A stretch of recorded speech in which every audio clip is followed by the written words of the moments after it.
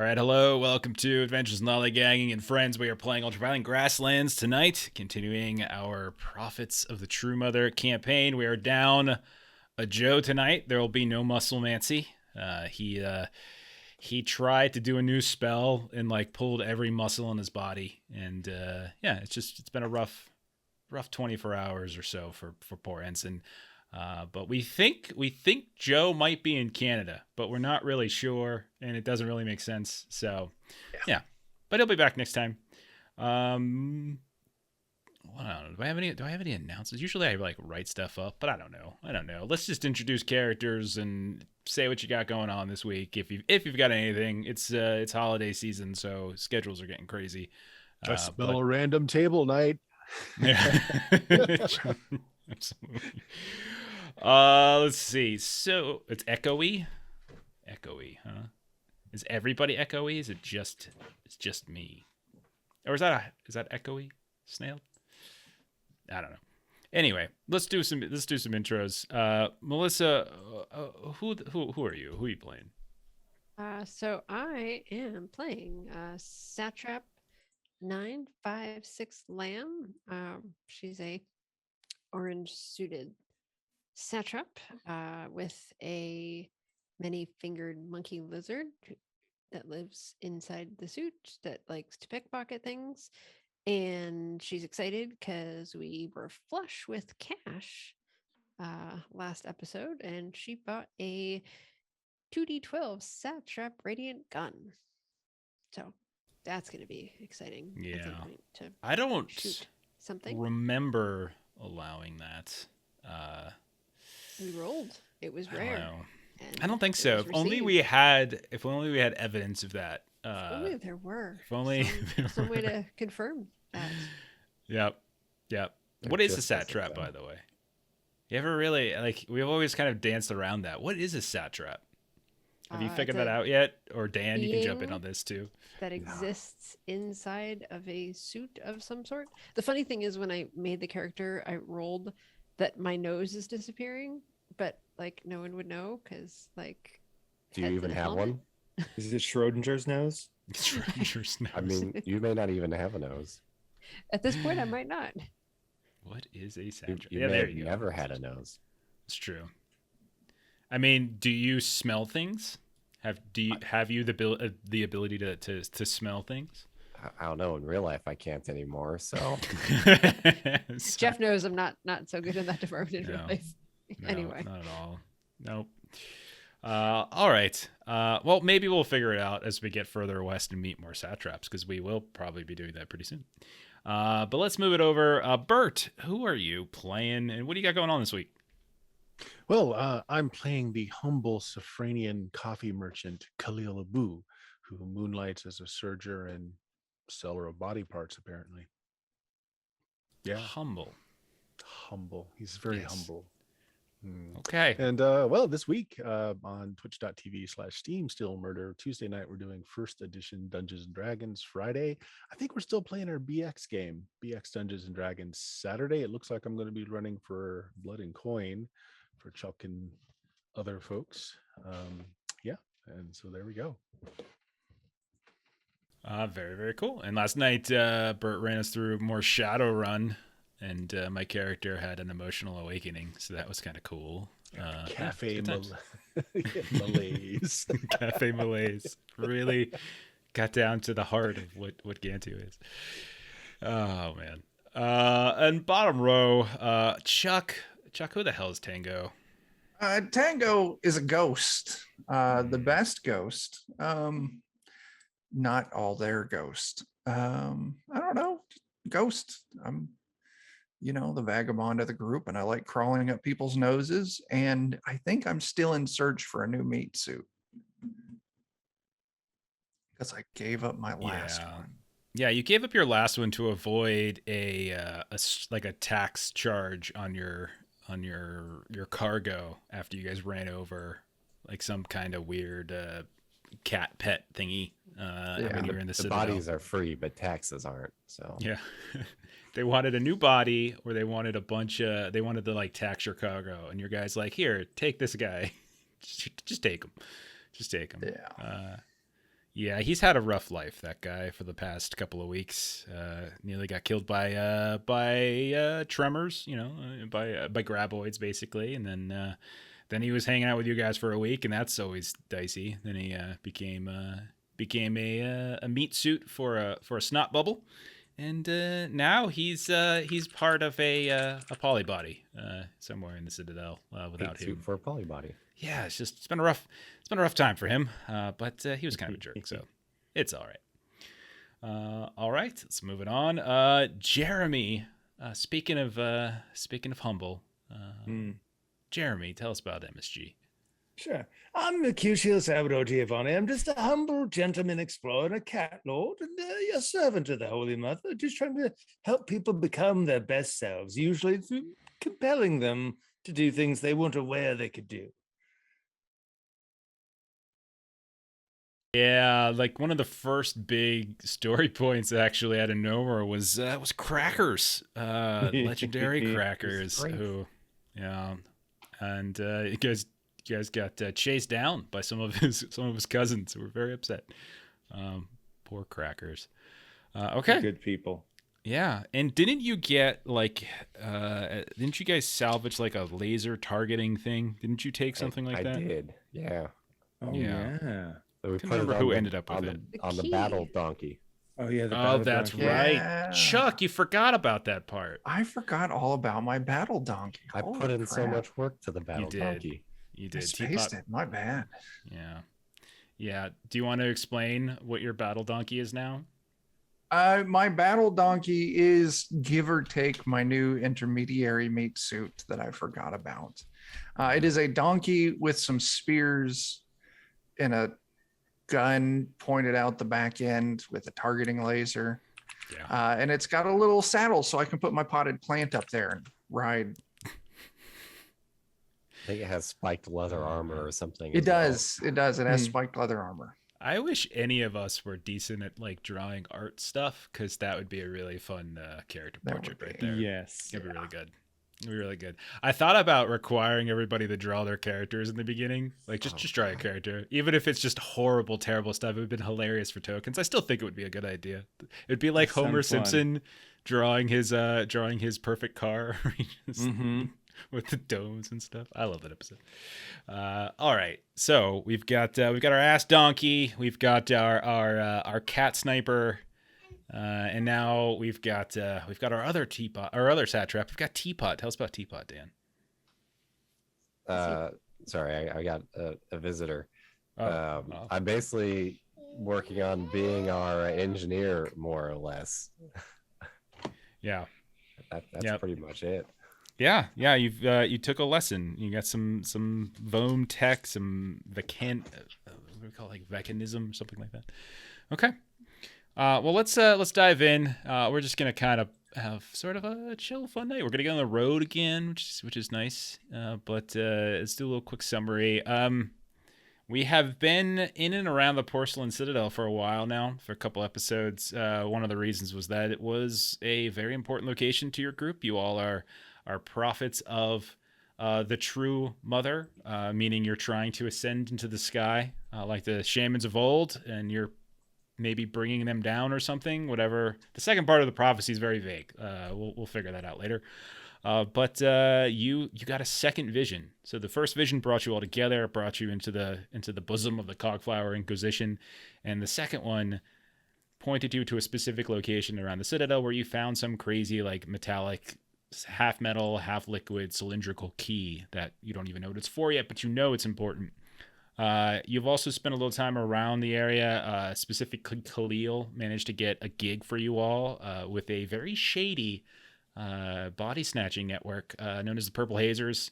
But you've taken a job to head over to Fallen Umber, which is a ways away. You got to get there within 8 weeks, and failure could be very bad for you. But it also is somewhat lucrative. And you're not really supposed to look at what's in that cargo, naturally. Both MSG and Tango actually joined a revolutionary movement. I'm not sure if y'all remember that, but it's an anti-polybody movement. And you both of you were given a secret task to deliver a special package to a specific location, specific person, and you both have actual names now, like little code names. So Tango, you were Hot Pocket, and you were being sent to the Forest of Meat, which is one of the furthest most western locations. And then MSG, you chose Majestic Furball is your code name amongst these revolutionaries, and you're being sent to the Grass Colossus, and both you have these like secret, special, very important packages you're supposed to deliver. But there weren't there wasn't like any sort of time sensitivity on it. Other things that happened. Teapot, you've been learning from Lazaro Romero, your mechanic trainer who is hiding out. You've learned from the Cogflyer Inquisition, the very people that have hired you or recruited you to this strange crusade that you're on now. He's wanted for the murder of an archaeologist out at a dig site out by the ribs of the father, but he blames it on a marmot folk. And he's being chased by some Cogflower Inquisitor. And so you have a couple little leads further out into the west, places you can go, things you can do here and there. But yeah, let's just go ahead. We're going to start it up. You guys have packed up. You got your caravan ready to go. Melissa has, I think, been keeping track of things. So you should be stocked, ready to go with all sorts of foodstuffs as needed. You've done your final little odds and ends, got your shopping done, got your new guns. I think it was Ensen who now has a robot arm that he can smash people with. But we're gonna get on, unless you all have something specific you want to do before we leave. I think it's time to go, as we are finally gonna leave the Porcelain Citadel. I'm good to go. Okay, so let's get started then. Let me draw a player. Okay, Melissa, why don't you go ahead and roll a charisma test? All right, one second. So we get into misfortune roll for the thing. I guess pack up your things. You've got your okay. You are. Don't forget to also everyone take a heroic. So you leave the Citadel. You head back on the trail. You're heading west, southwesternly actually. Ensign, as we said, has pulled every muscle in his body and is currently recuperating in some kind of reinforced hammock inside of the alien megapede segment you have. Regenerative stomach acids sloshing around in the bottom of that. Hopefully you've done some rearranging of things so he doesn't fall out and be disintegrated. Or that can happen, and we'll go with that too. More than once, probably every hour, you hear him groaning and complaining. Maybe somebody puts a sock in his mouth. You've got your body snatcher's cargo, which is sealed, refrigerated, and taking up one of your wagons. You've got the box from Circle Angela, this giant box that you were given. Who is driving the metal steed?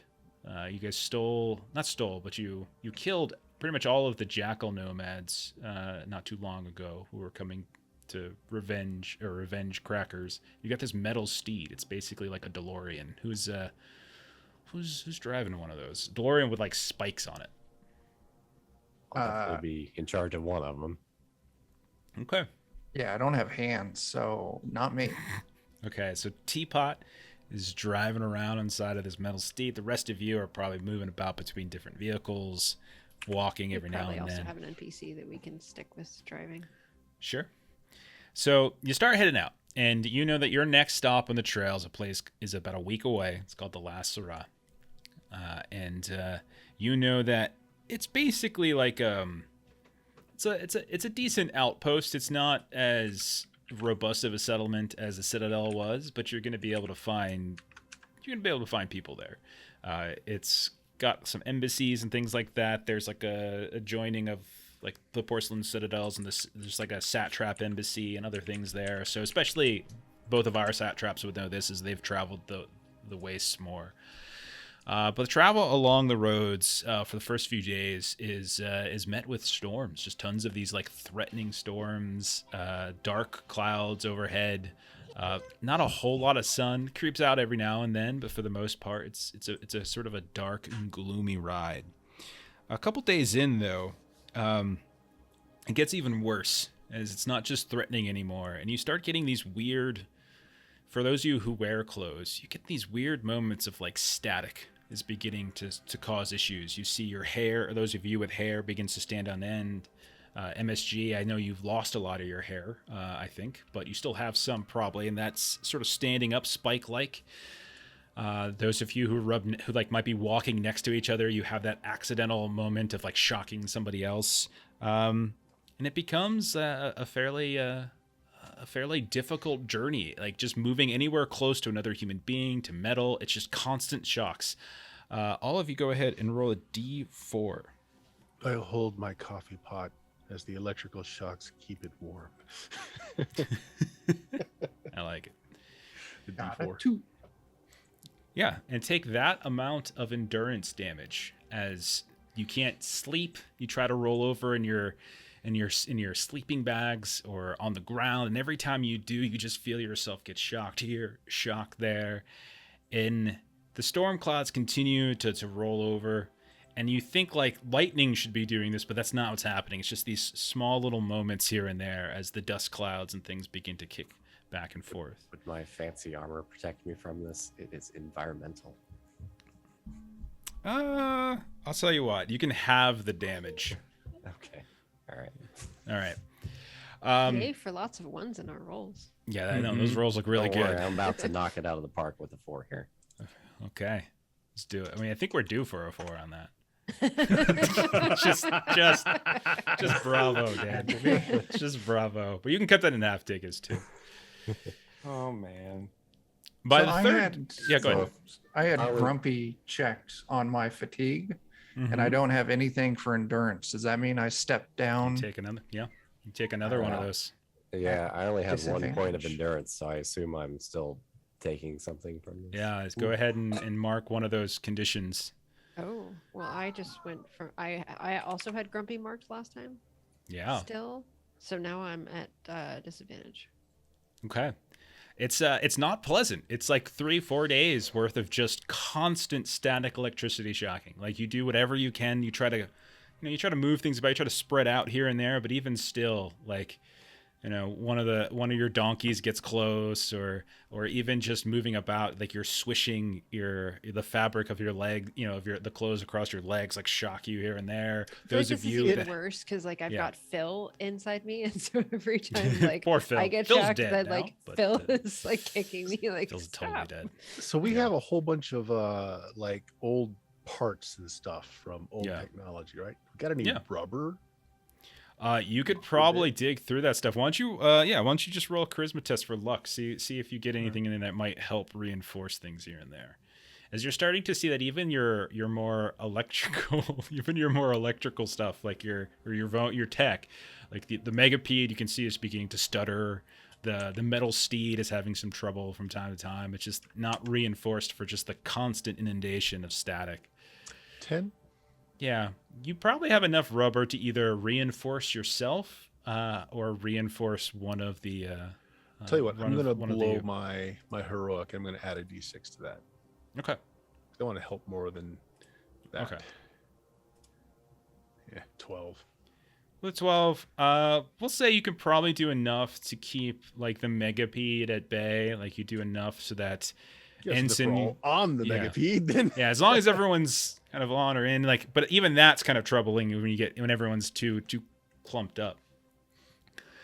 So the first several days of your journey is just a real annoying pain in the ass. After about 3 days, though, it does, the weather starts to clear up a little bit. The storm clouds aren't as bad. There's still some dust storms here and there.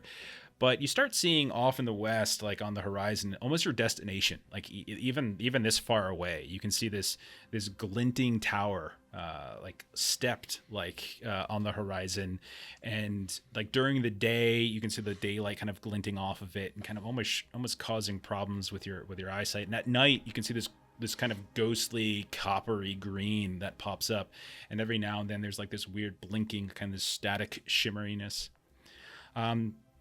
On the fourth day, as you all wake up and start going over a rise, you can see a caravan, much like your own, is sharing the trail with you, coming in the opposite direction, seeming to come from the last Syrah, whereas you all are going towards it. And by midday, lunchtime or so, you've kind of becoming in very kind of close proximity. You can hear a great deal of merriment and joviality coming from them. They're laughing, and you can see that they seem very, very drunk. In fact, you can see people are stumbling left and right, and this woman hops down, kind of wanders over, kind of sashays a bit, sways a bit to the right, and then comes back a bit to the left, and then kind of finally settles in.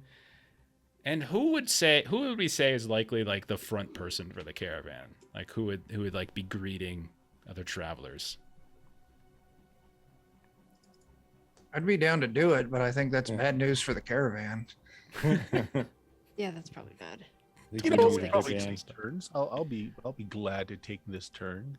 It's either that or maybe MSG.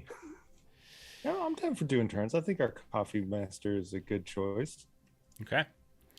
Yeah, Khalil, you noticed that Hello! Yeah. Hello. Good to see such a fine. Where are we again? You appear to be inebriated. Can I interest you in a cup of joe? Well, that's very kind of you, but I would. I much prefer the journey. Slightly, what's the word? Drunk. Celebratory wine and whiskey. We've had a very successful travels across the west. We've sold all of our cargo, and we returned now to the Yellow Lands, filled with riches. I must admit, from all of the caravan drivers I've met, you have the best advice I've ever heard. Do you hear that, everyone? We should be drunk while we're journeying. That might put me in a better mood. It's not a bad idea. Yes, I highly recommend it, of course, and as long as you have enough. We don't have much to share, fortunately. We have mostly a returning. Oh, with- really? Because we happen to have a surplus that we can sell, perhaps. You have We alcohol. still have that. We still have that wine. The You vampire have wine, vampire right? wines. You do indeed. Ew. Vampire wines. Some of the haven't- best. It's been months since we've had some. We've been so far to the west. It's been quite some time. Oh, God, the delicacies of the Violet Lands have just eluded us where we've come from, you see. They drink the strangest of beverages out of the anus of a large beetle. Quite delicious, mind you, a little bit off-putting at first. Some of the yes. best coffee comes that way as well. Oh, indeed. And you get the sense of this, but as you're looking at her, she's got, like, you know, kind of the clothing, the affectation of a fellow Yellowlander, because you yourself, I believe, are Safranian. So, like, you're kind of from the Yellowlands as well. This is actually likely a person. I'm not sure whether you'd have met her before, but you certainly kind of come from the same neck of the woods. What are you asking for this this vampire wine of yours? We are. Oh, well, pardon me for a moment. I'm not the one who usually does the dealing. Guys, what was our overhead on that? Where are we at on that? Like $20. I don't know, man. I don't keep track of math. As the battle donkey speaks. Oh goodness. Okay. I'm not positive on that. $20. That sounds like a very good deal for us, I think. So we can do a couple different things here. If you wanted to try to just like kind of negotiate, haggle with them, someone can just roll roll like a charisma test. Plus, if you have a skill that has to do with haggling that you think applies, you can do that too. You can take the lead on this. I have So- profiteering, but I'm rolling at disadvantage because of my fatigue. Yeah, it's true. I don't really have anything good for selling. I don't know if I don't either. Khalil I'll sell does. it. Khalil, you better sell it or I'll sell it. I mean, I'm a coffee merchant, but maybe that'll help. I sell coffee. It's a Sure. beverage.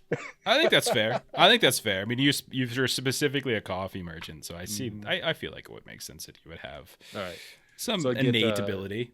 A D20 plus. So I have a skill, so I can add my level bonus, right? That's correct. Yep. And then do Yep. I add charisma or Charisma. thought? Yeah, charisma in this case, I think would probably be better than thought. 19. I drive a Ooh, good deal. Well done. Nice.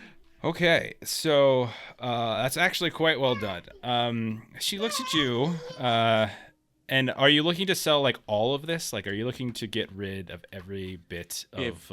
If vampire they wine? can buy it all, sure, but I'm willing to sell less, just enough to get them to the next city. I'll tell you what. 7 sacks. We do have plenty of credits, exotic jewels, those types of things, and I'll be glad to pay you a fair wage. However, I see you all are heading westward. Is that a fair? How far are you looking to journey? Oh, we can certainly negotiate that price if you've got good information for us. And we're heading. Where are we heading again?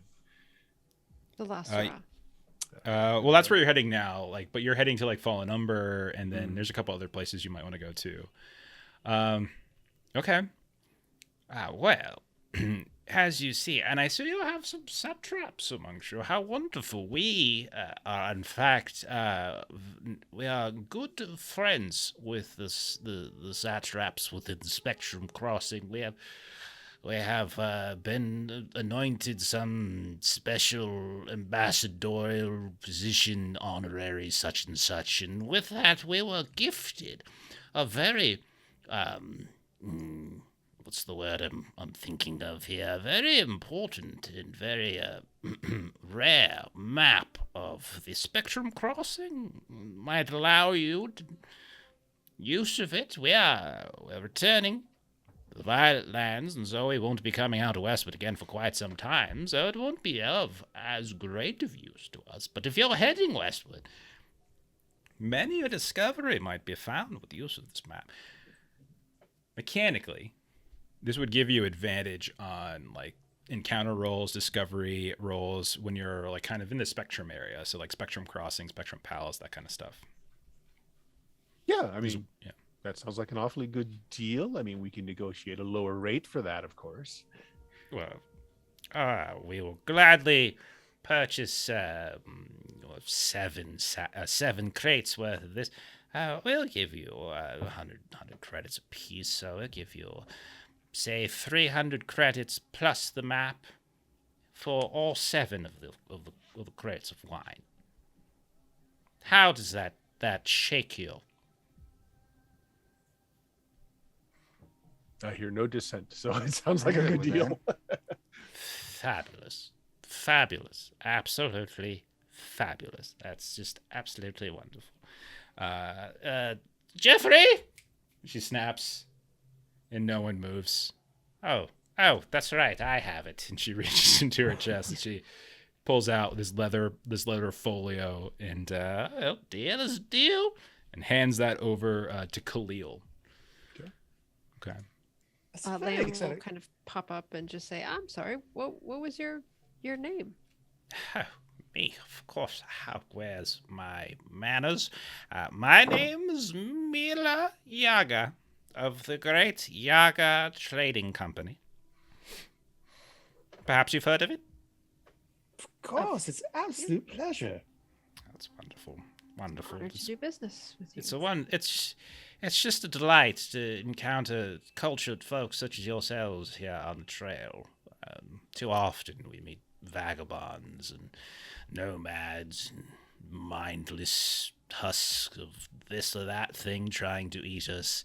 It's very nice to have this conversation. Oh, how wonderful. What a very peculiar vehicle you have there. She kind of stares at the megapede at this point. How very delightful. It's pretty neat. It's awfully good at getting over hazardous terrains. I would imagine so. It looks unlike anything I've seen before. I would imagine that would fetch a very fair price from the Porcelain Princes. I'm amazed you were able to leave the Citadel without them taking it out from under you, in fact. Oh well, they weren't so interested in the fuel that our contraption runs on. You see, it's not very prohibitively expensive. Oh, It's not the most economical. what is a fuel? Blood, souls, Meat? Yeah, Meat? Just meat, you know. Oh, meat. Oh, let me tell you, your device would love the forest of meat. We spent a not insignificant amount of time getting lost within that absolutely horrid place. But I would imagine your vehicle would quite love it there. Flanks of steak hanging from trees, in fact. The trees themselves, more than likely, like some sort of rump roast. Meat upon meat, meat sprouting up out of the ground. I might even remember a moment where it rained ground beef of some kind, but I was a bit in my cups at that point, so it's possible someone was just vomiting. We gotta go there too. Like, that's on our list of places to be. Yeah, we can just have the Megapede eat us a path. Yeah, man. If I might ask, what are some of the better selling things that you've been able to unburden yourself with? Oh, we have been able to completely offload our singwoods, saffron, salt, silk, all of these, depending upon where you are. Could be in plentiful, but somewhere else within the waste, it's not plentiful in the least. So it's all about the the intelligent removing things around here and there. But yes, we do have a few lingering stacks of singwoods we're bringing back to the Violet City. But if you're curious, we would always be willing to sell them 200 a sack, of course. Going rate for friends.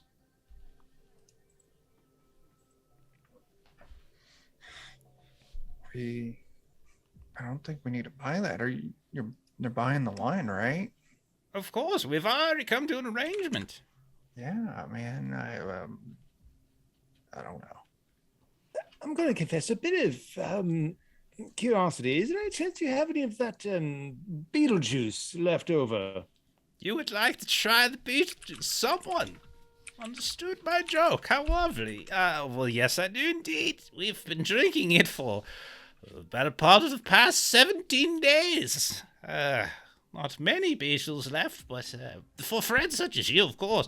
Of course, I must say it's not often we see a violet cat such as yourself be willing to converse with us. It's a very humbling experience, and compared to the ones you're going to meet within the vast Syrah, very cruel, very downtrodden, rough and tumble sort.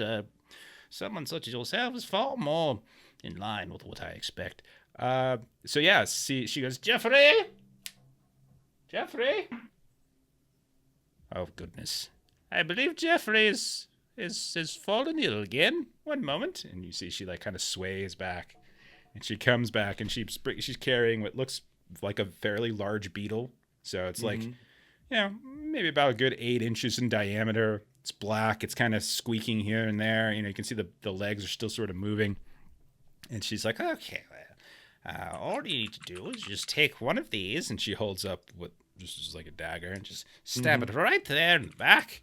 Tip it forward over your head and let it wash down into your throat. It's quite delicious, but very strong if you've not had it before. So she hands it over to you, or your meat suit, your man meat. So my man meat is lost. I need to get a new man meat. You do. Maybe that should be one of my next downtime activities.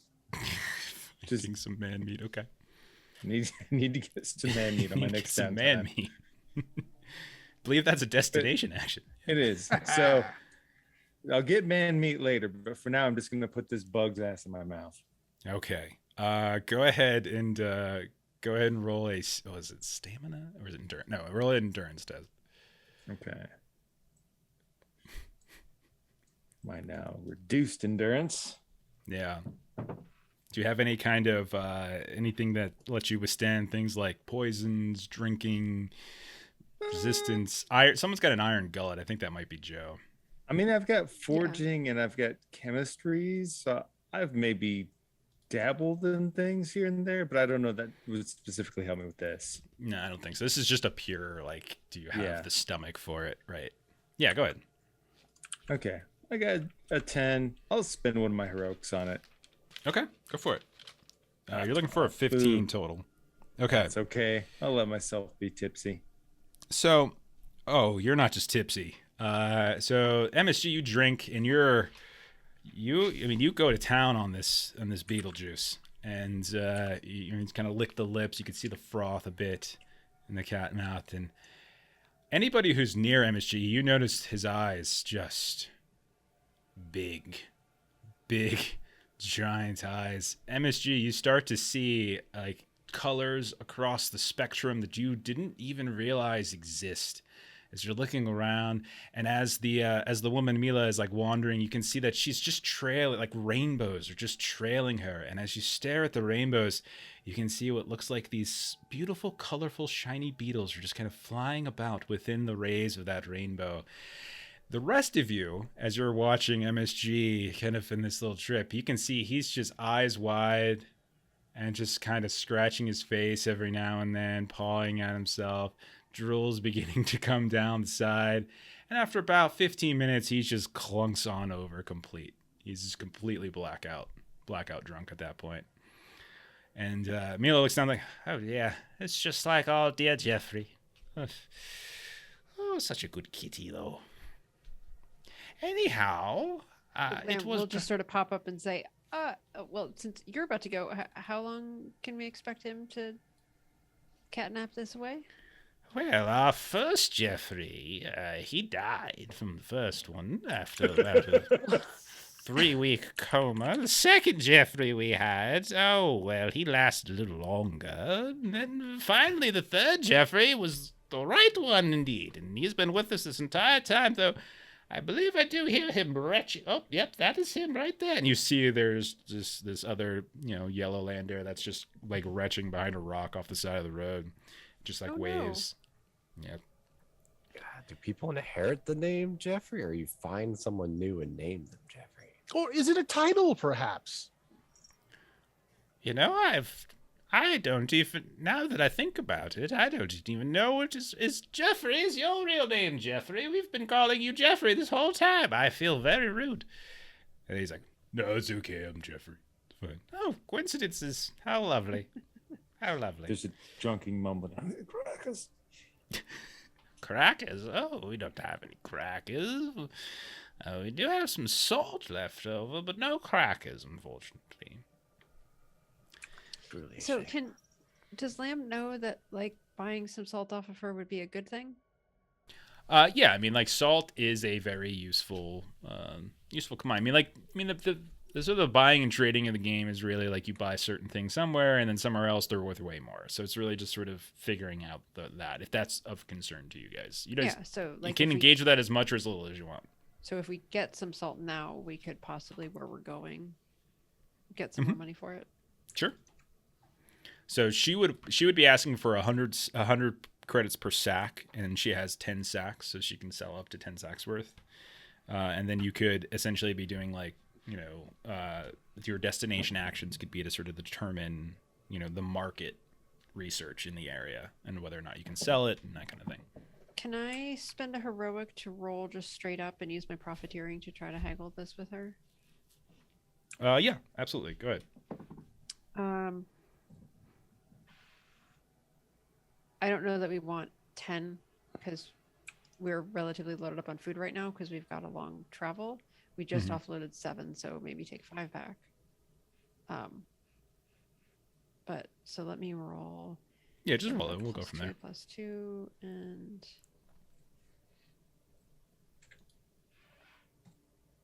15. Okay. Yeah, you good with 15? I already spent the only heroic I have to roll it straight up. Can you Hang on, stall for 18 disadvantage. minutes? Yeah. She said, well, darling, I like the cut of your... Do satraps have jibs, I wonder? Well, if you do, I like the cut of it. I must insist on this one. We are friends indeed, but salt is very difficult to come by at times, and this is a very fabulous varietal. I'll tell you what. If you buy all, I'll sell it to you for, 80 a sack. But if you buy anything less than all, I would insist on full price. It's a hard bargain.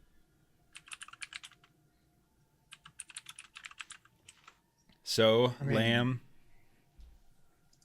or Uh, anybody else who can chime in, really. I mean, I say, we don't have any plans for that money, right? and the food's eventually going to be eaten. that's true. Yeah, we're gonna use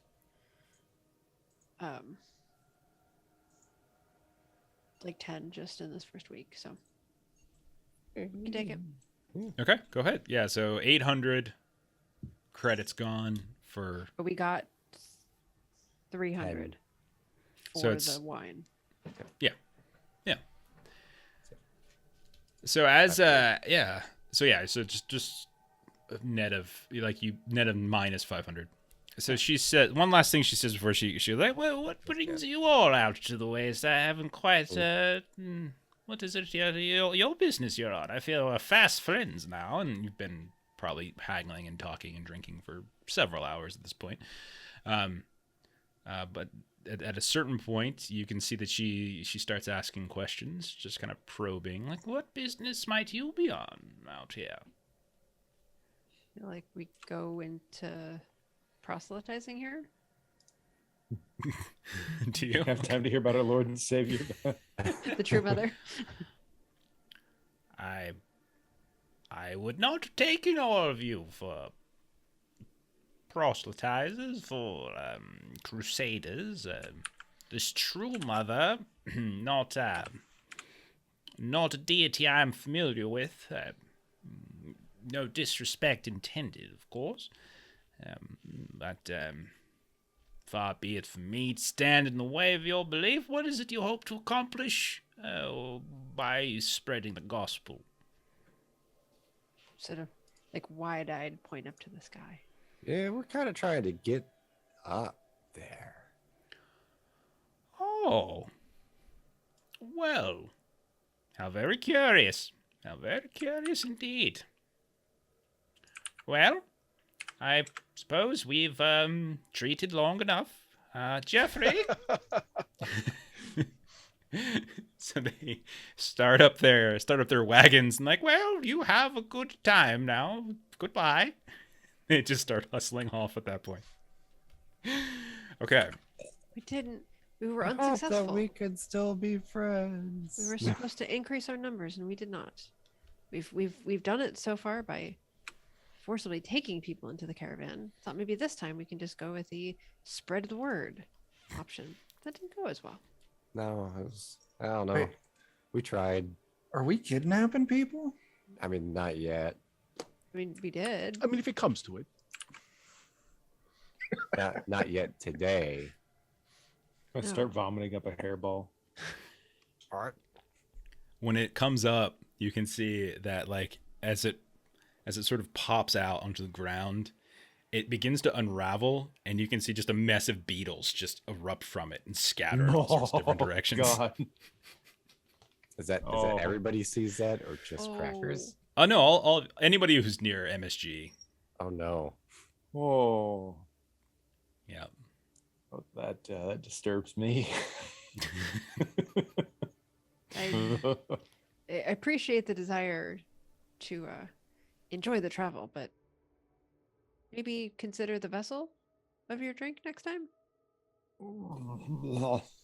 It was delicious going down, and it gave you a hell of a ride. But yeah, you're feeling it today. Okay. So yeah, you pop back on the trail. You kind of keep moving. 2 days out from the last Syrah, you can still see the that green tower day and night. About 2 days out, you start smelling. There's like this sort of this soft scent of like cocoa, like in the air, kind of whiffing through, like the cinnamon ash, like that you've that you were frequently kind of whipped in your eyes here and there and burning your eyes when you were around the Citadel. It's kind of given way over to almost this sort of smell and scent of cocoa. About a day out, getting closer and closer, you start hearing this strange kind of drumming, hurtling through the air a bit, like on the static. You're still getting those weird little static moments, but they're fewer and far between. But you can hear like there's this rumbling like signal on the air that's hitting your ears.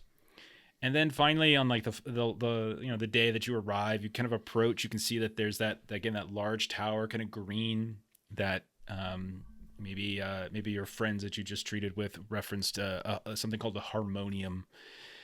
But you can see there's this large tower. It's surrounded by a bunch of buildings that look like hunched and huddled old men. They're all kind of on a protected side of this large cinder dune. And you can see that surrounding the tower, kind of swirling, there's dust that's giving off static charges. It's like this massive swirling, like stationary, like almost eye of the storm type of deal going on with static charges, like flickering here and there. There's occasional bits of greenish energy. And you notice that like within a specific circle, as you start wheeling into this outpost, you can see that like nothing seems to grow underneath that circular static. Like you can see it looks like flowers and plants and brush outside of it, but once you get in it, everything is just this kind of like red brown dirt. As you pull into the outpost, you can see that there's scattered amongst a couple crowds. There's other caravans here. Some are loading up to leave. Some are just arriving from the other opposite directions. Others seem to have been kind of set up here for a while. So you see plenty of folks coming and going.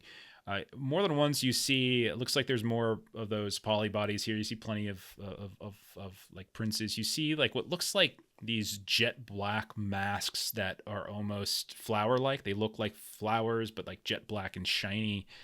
And a lot of them aren't even human. So you see some of them are kind of aping around on quadrupedal, but you would imagine after your experience in the Citadel, you can recognize a polybody when you see one. You can see that there is a place called the Last Trading House where a lot of those caravans are coming and going. There's not an insignificant number of cats in the area, MSG, and also really peculiar looking creatures that after maybe you converse with a random passerby who are there or do some rude staring, you realize are some kind of dog cat hybrid, a mixture of the two in a weird and almost unnatural way that kind of, it's just strange. But all of the cats that you come across, they kind of look at you with a little bit of disdain. They kind of like scoff and whisper, and you notice none of them are dressed in the kind of regal look as you. They look more like, rough and tumble types. You also notice, all of you would see that there's like a second tower here too. Yeah, there's a second tower that you didn't really notice at any point in your approach. It's almost like a shadow, this sort of violet colored shadow, and no one seems to go towards it. No one seems to talk about it. No one seems to, but it's there nonetheless.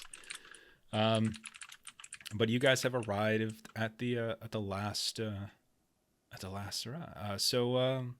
Yeah, you guys, that's 1 week. You guys have 7 weeks left before you have to deliver your goods to Fallen Umber. You can choose to camp here, look about, or you can just kind of, this is a quick drive-by and keep going. Yeah, it's kind of up to you. So do you want destination actions is essentially Lamb wouldn't mind holding up somewhere, being 2 spots down the fatigue track. Okay. She would like to rest up for a week and at least get back to just being grumpy. Yeah, I'm in the same boat. Some rest could do us all good, I think.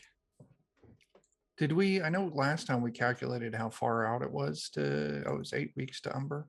Yeah, 8 weeks is the time frame, and Okay. minimum travel is 3 weeks. Oh yeah. I think if we go that way.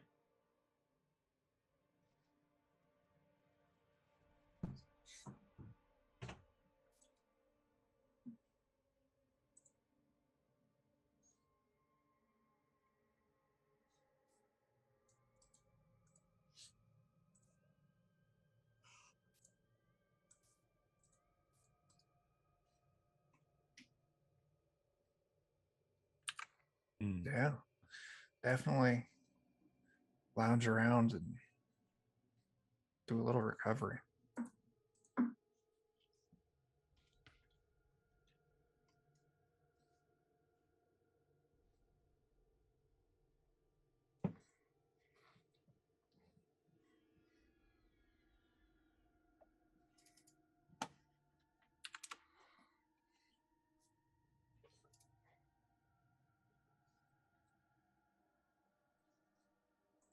Jeff, you're muted. Huh? My bad. Sorry. Yeah, So it yeah, is. it's muted for the stream, but not for them. Sorry about that. I was just explaining resting. So if you guys want to take your rest action, you can do. So you pick one of those though. So you either pick restore your your attribute, or you pick restore your fatigue track. So whatever you prefer. But that is your action for the week. You're just taking it easy, if that's what you decide to do. Would I need to do some sort of check to replace my pet? No, it's rude to call man-meat a pet, but I would say let's do like a charisma test to see like the quality maybe that you get, something like that. This isn't quite the place to find a proper man. Maybe I'll find somebody who hates these cat dog mutts as much as I do. Just, filthy. Okay, so a charisma check of some sort. Yeah, charisma and like anything you want to do. It could be just luck, or if you think it's like trying to talk somebody into it, if that's what you think you're trying to do, then you can use the social skill if you have it. So because I'm such an outstanding and good cat, the last man meat had been imbibed with multiple different chemical concoctions I had put together. Because I do have chemistry. I'm glad to kind of brew them some psychedelics, kind of get them in the right frame of mind to... Okay. All right. We do a lot of, I noticed that we do a lot of forcible drugs into people across our streams. Yeah. Go ahead there, Jeremy. I'll do. I'm going to spend a heroic spike his drugs. We're good people. Yep. Yeah. I'm going to roll with advantage by spending a heroic. Because I need some good man meat. I don't think I'm going to beat that 23, but I'll roll it again just in case. What is your ideal man meat? I mean, just tall, broad-shouldered, strapping, resilient. Okay. Wait, are we talking about Jeremy or MSG? Is there a difference? No, we're one and Okay. the same. Yeah. Okay. Yeah. I'll take that 23. All right. You meet someone by the name, hang on, let me find one, of Bruno. Just a wonderful, large, muscular chap, almost as muscular as Ensen, you might even say. Kind of a big, strapping lad, huge handlebar-like mustache, drooping down here and there. Excellent. Yeah. Okay. Bruno. You have some time to talk about a holy mother. You're going to love this crusade. It's going to be wonderful. Crusade, you say? Well, that just sounds delightful. Can't wait to go. It's going to be Jimmy Stewart. That's the whole thing. Oh my, just a big buff Jimmy Stewart. Just a big old buff Jimmy Stewart. Looks like we've got ourselves a situation. I don't think I could possibly be happier. I'm not going to sacrifice this man meat. Okay. I have to work on my Jimmy Stewart impression now. I figure it's it makes sense. Time of year. I can do it. I can do this. Okay. Wonderful. Remind myself it's a Jimmy Stewart. Looks like we got ourselves a situation. What? Well, that's just not fair. Okay. So is anybody else doing something besides resting? No. And just a reminder, if you are down both, if you get help with your resting, you can do 2 of the long restings. So for example, if you're down on the hurt fatigue track and you're down life points or stats, if you find someone to care for you, you can do 2 of those things during. But I think if the all of you rest. are healing, you can't really help each other while you're doing it. I was thinking maybe we could buy assistance from someone. I think that's go like to that's for player to player stuff. Oh, okay. All right. Yeah, I think because I think it's somebody literally burns their action to help you. Oh, okay. So, I mean, you can always stay for longer. But yeah, during the course of the week, you guys all kind of hang out. You probably don't linger too far from your caravan. It's not a proper city, a huge settlement that you've got around the Porcelain Citadel, but you do hear little odds and ends, from time to time. The harmonium seems to be what is often referred to as the second citadel. For the porcelain princes, and so there's plenty of folks there. All of them are like heavily defended and everything. You know that there is the trading house, which is kind of like it's referred to as the last trading house because it seems to be like the furthest west trading outpost for the Rainbow Lands, and so you can see plenty of Yellowlanders. In fact, other Safranian merchants. Khalil, you probably interact with them quite regularly. You also it's harder. It's harder to get this information out, but you do hear that like every now and then someone says it, but like they kind of peer at you and you start asking questions. But that other tower is literally called the Ignored Tower, and every time it's brought up, you're told, don't go there. Yeah, don't go there. And people, whenever you start asking questions, they kind of scoff at you, or they just leave. They just kind of scutter away, and you can see that there's like just fear overwhelms them, especially any that have been there for a significant period of time. Somebody maybe at one point you finally get to have a conversation with, and like there you get them drunk on Beetlejuice or whatever, tells you that if you go there, that place will kill you and will grind your soul into fundamental reality reconstruction particles. Don't go there. Bad. It's a bad place. And they start referring, and someone explains that glow, that kind of green glow that's swirling about in the air, are souls that are swirling about. And then the satraps, you probably have been here before, but there is an embassy for the Spectrum satraps here, the final embassy. It's actually the easternmost extraterritorial holding of the satraps. So this is as far east of territory or building that the satraps have. And they have kind of a long-standing agreement with the princes here. So there are things to do and see, and more than once you see these people, kind of these groups of sort of adventurous folk, kind of delve into some of those huddled buildings, like coming in and out. And sometimes they come out, they look frightened and scared. Other times they come out with riches and like talking about like the oddities of the place and just like the weirdest things that they see here and there. But yeah, it's otherwise though, it's a fairly down week for you all. The question then is, do you continue on? Do you spend another week here? What do we know about Waystone? In the sense of like, well, I'm trying to think, if we're going to spend an extra week somewhere, would it be here or would it be there?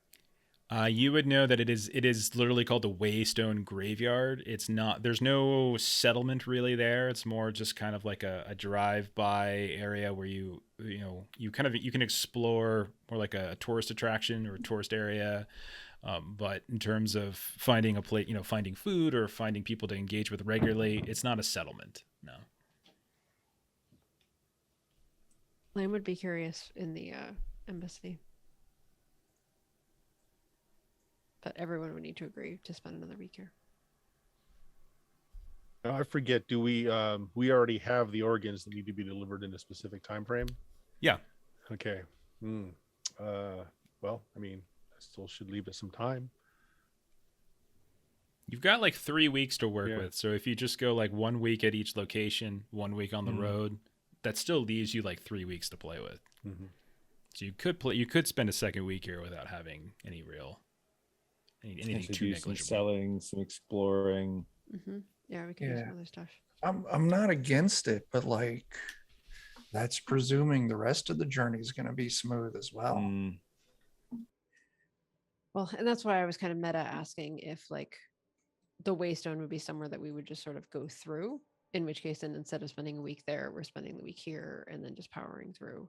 So then we still do everything we need to do and still have 3 weeks to play with. I mean, there's rumored to be things to do, things to see, things to explore, but it's not like a city or a town or anything like that. If that's what you're thinking about, there's you would know that it would have like archaeological finds, explorers, treasure hunters, grave robbers. There's plenty of things to do there and look around, but it's not the type of thing that you're just gonna, hang out within the safety of a population.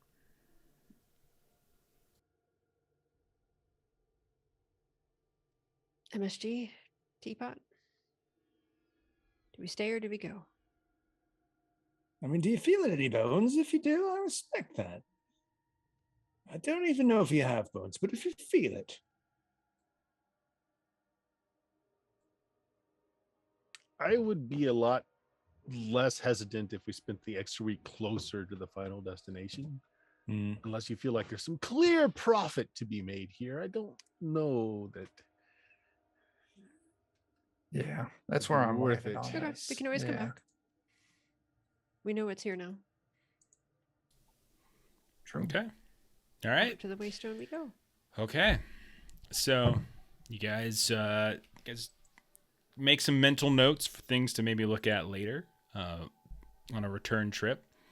You bid your fellow satraps at the embassy adieu. All of you kind of had some, like there was like some Yellowlanders, some cats, some some other Rainbow Landers here. So like maybe you spent some time with them throughout the week here and there, but you bid them adieu and you kind of keep on going. The other thing I should say is, Melissa, hopefully you're keeping track of like food and things like that, dropping resources and things once a week. Everybody has to, all the mouths and stuff have to be fed, all that kind of stuff. So you get back on the road. So you start heading, and you're still heading kind of in that southwesternly direction. And there's there was like that kind of cocoa chocolatey type smell scent on the air. As you start leaving the last Syrah, you get a couple days past. It's rust that begins to kind of assault your nose. You can feel what seems like all manner of problems starting to accrue on some of your metallic goods. You can see it. It's almost like it's in the air, strangely enough, as opposed to manifesting on these different devices. But you're seeing like it's actually landing, like the dust is landing and kind of crawling over top of like your metal steed, even over across your segment, the megapede segment. And it's just this constant dry rust storm that's just constantly swirling about. You can see in the distance, much like when you were looking at the last Syrah, there's like this mile high massive obelisk that's kind of just climbs up into the sky a bit. Rain begins to fall here and there, but it's very, very, it doesn't happen very often. And when it does, it falls in this kind of like weird, like orange brown sludge. And it really starts to impede some of your movement from time to time. Let's see. Chuck, go ahead and roll a charisma test. Yeah. Okay.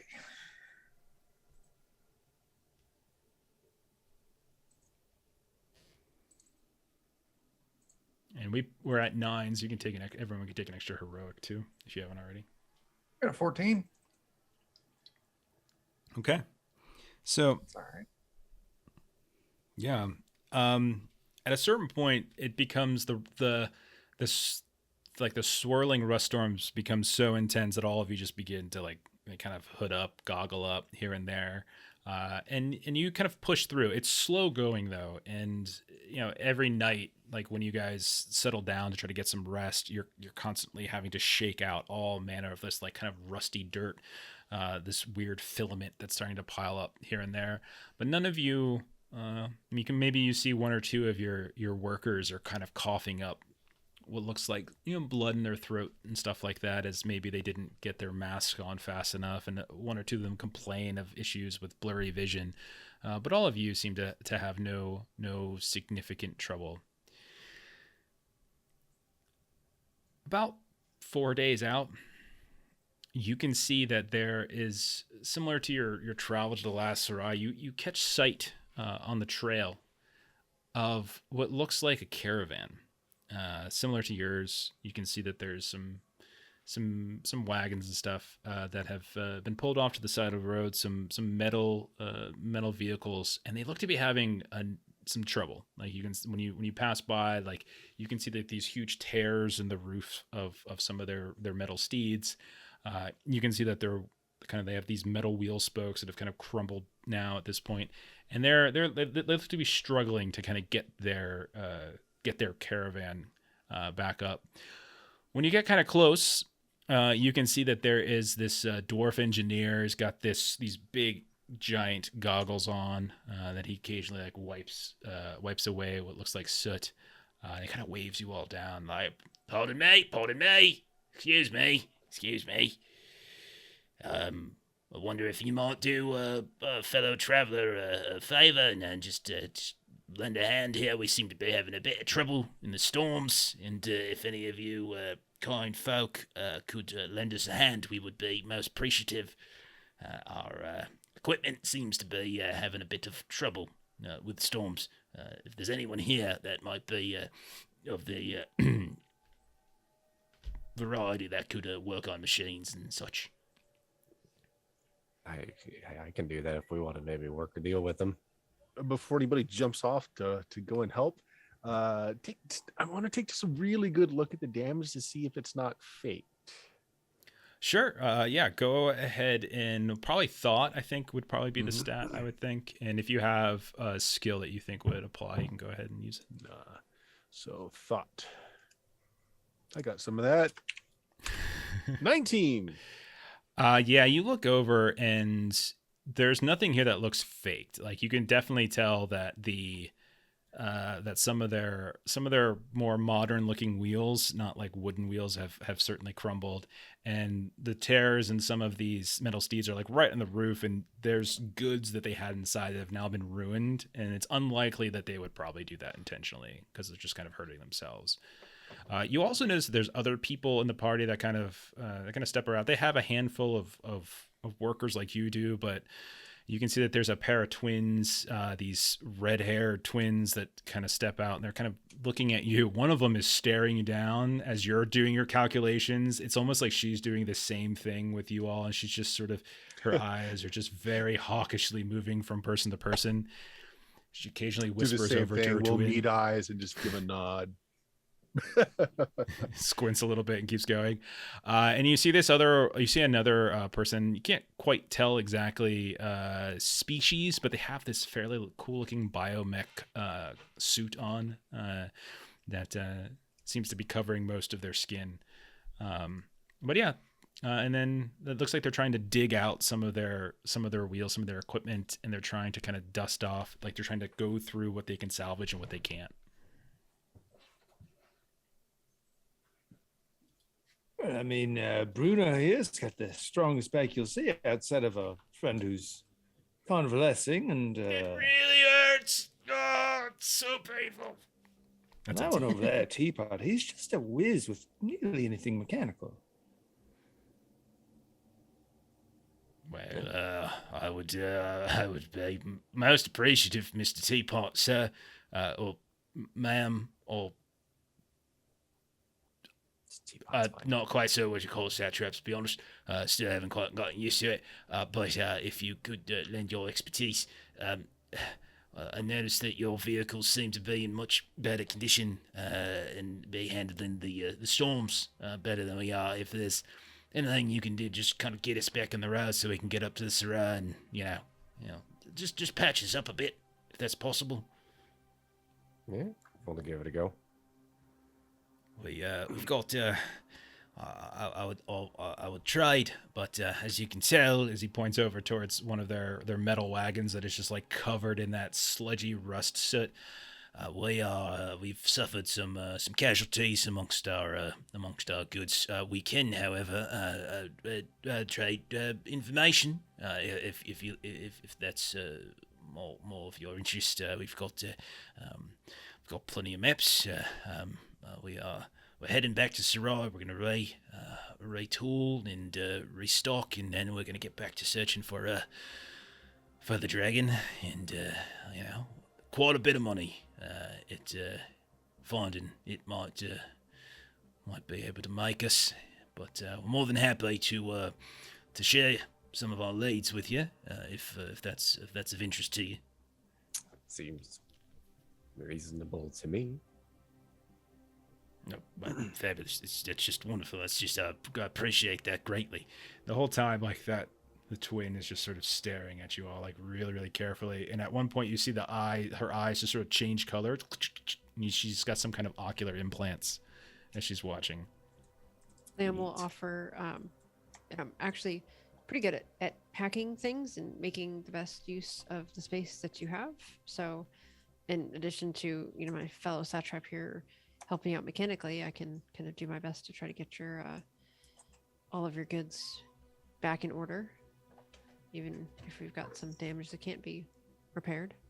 Yeah, that's I would absolutely would love that. Thank you very much. Thank you very much. I don't Restar, by the way, Restar Montag the Fourth. Pleasure to meet you. Lamb, nice to meet you. Lamb. Okay, Satrap names. Satrap. Lamb. Okay, just Lamb. That's all they call it. I mean, you can call me 956 Lamb, but most people just call me Lamb. Lamb it is. And kind of gives introductions, so you can see like this stealthy polybody that none of you had picked up on just kind of slinks out from the shadows. This is Gilded 3 era. The twins over there. That's Senna and Xena. The Senna's the one that's been eyeing you down like crazy. Don't mind her. She's got some sort of X-ray vision. So I should just let you know she's probably seen all the bits, both in your goods and I tell her not to, There's Anyway, normally hair down there. It's not always barren like that, And like you see it, like her eyebrow just raises, like as a curious thing, but she doesn't say anything. What's inside of us? Well, we actually have something that we can't open. So if we're thinking about a trade, I actually think looking inside the box we can't open would be useful and valuable to us in a trade negotiation. Kind of he looks over at Cena and she, do you mind? And she just says, just kind of shrugs her shoulders, doesn't seem to talk much. Sure, absolutely. We can. That would sound lovely. Oh, absolutely wonderful. Hop to it, Cena.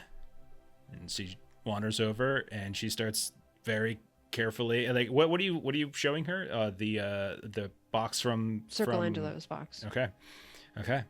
And all right.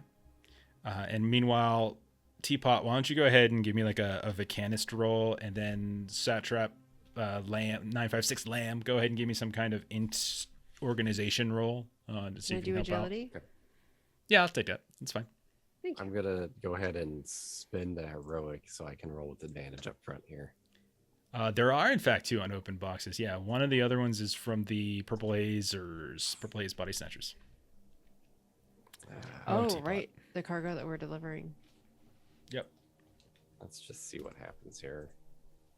There, come on, mouse. I'm gonna add a D6 to my 16. Sure. Yeah, 21. Nice. Okay. 21's really good. Isn't that scrolling? Hoping It's to got net us a lot of goods out of doing good at this repair. Got a 23 on my packing roll. Okay, it's 21, 23. Okay. All right. So, the two of you are so impressive. The satraps just get to work, kind of moving about here and there. You can see that one of the other twins kind of comes up behind you while you're working on packing, kind of lends you a hand, Lamb. The polybodies swarm around Teapot as he's, and they're kind of following all the little bits and pieces that you do. Periodically, they ask you like questions like, where have you learned such wonderful skills and abilities? Is normally not something making small talk here and there. And Restar probably gets with MSG, maybe Khalil as well, and just starts regaling you with their travels and what they're doing. They're looking for, apparently they're searching for a tomb of a machine apparently, called The Dragon Also Rises. And they have it on good authority that it is somewhere within the Waystone Graveyard. And they are fairly positive that if they could just make it and find it, that they have a contact within the metropolis, like the Green City. They can sell it for roughly 75 grand. They're pretty sure they kind of have a lead that they're working on there and there. They just they're just supplies, and their machines are falling apart on them. They just wouldn't mind, Maybe they even extend an offer to Teapot, like, we more than happy to give you a share of that, Mr. Teapot, sir, ma'am, etc. If you're unhappy in your current predicament, you could hop on over here, and we could more than happy to give you part of the share. Right now, we've got 1, 2, 3, 4. I know. Guild of 3 error. Each one of them doesn't get 3. They all get 1. But what's 75,000 split 5 ways? That's what you could be getting. It's very thoughtful, but we've got bigger mission in mind ourselves. Oh, something even more lucrative, I see. That's one way to word it, yeah. Well, okay. Is it though? You're entitled to your secrets, of course. You shouldn't be poking around. But if you ever change your mind, we regularly make pit stops back at that last Syrah, picking up various resources and things. Come ask around the final embassy. Excuse me, no, not the final embassy.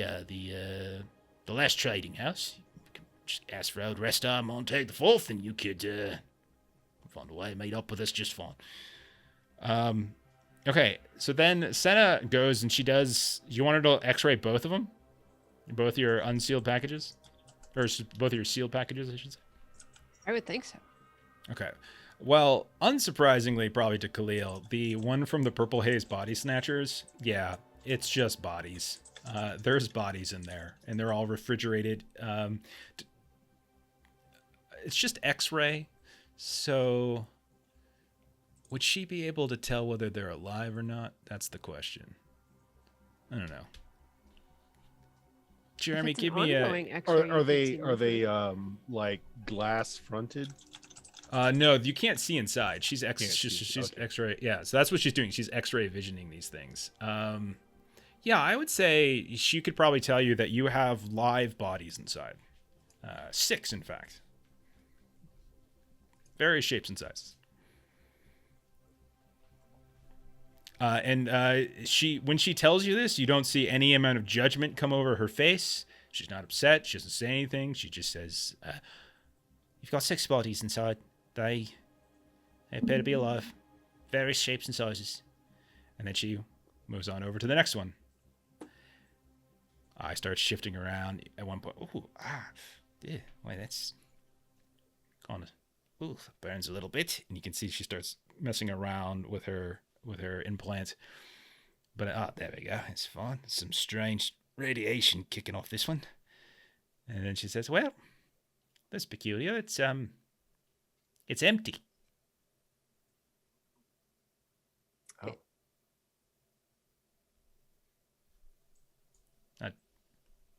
I'm sorry. It's empty. I mean, Is it supposed to be empty? Like, can you see like ghosts and stuff in there with your fancy eye?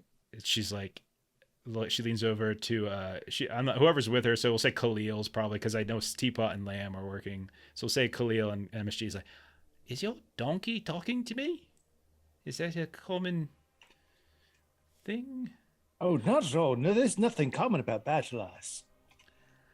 I'm a very special ass. Did you well, it's a very large void of a space. So I can see the contours of the box, the corners, the angles, the lid, the sides, the bottom. But where there should be something, there is nothing.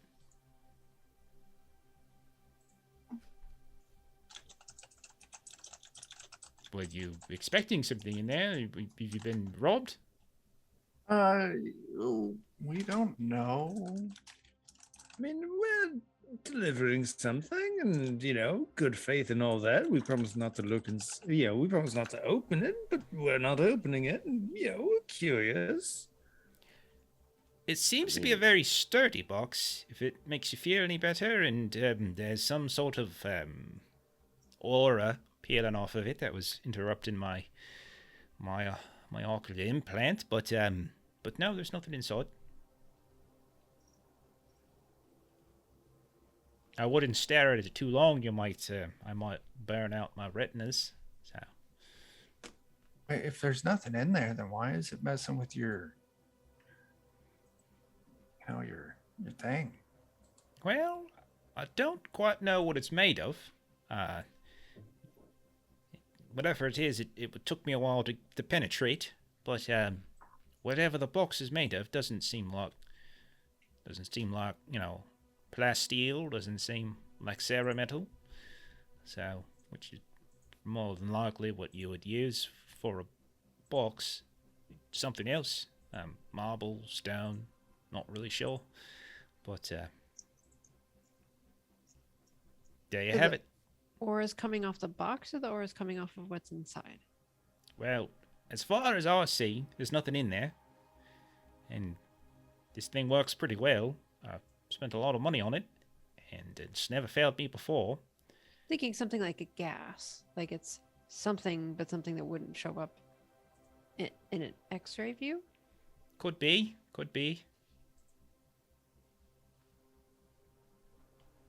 What you were expecting inside?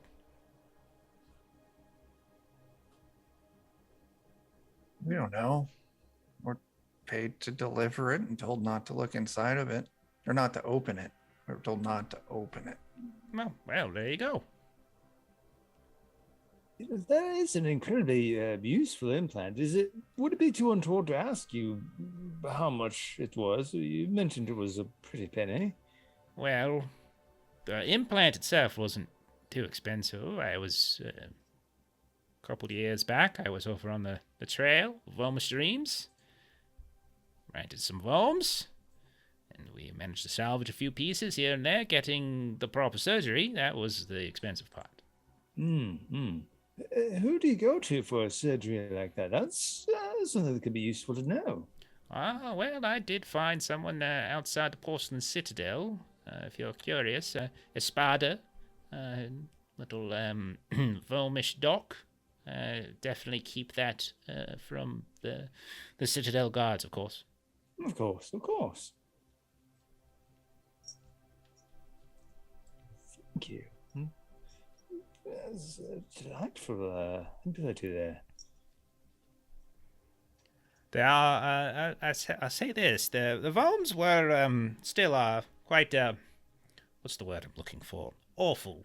But many horrible things, but they do have very good implant tech. I will say that.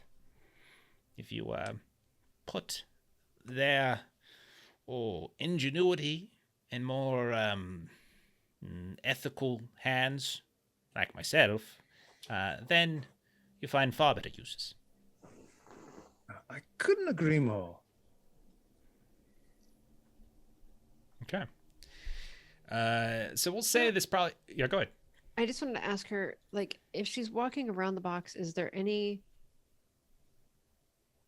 particular place that aura seems stronger than others, or is it just the whole box itself? It's the whole box, no matter what angle. I haven't gone underneath to look up from below, but around and atop.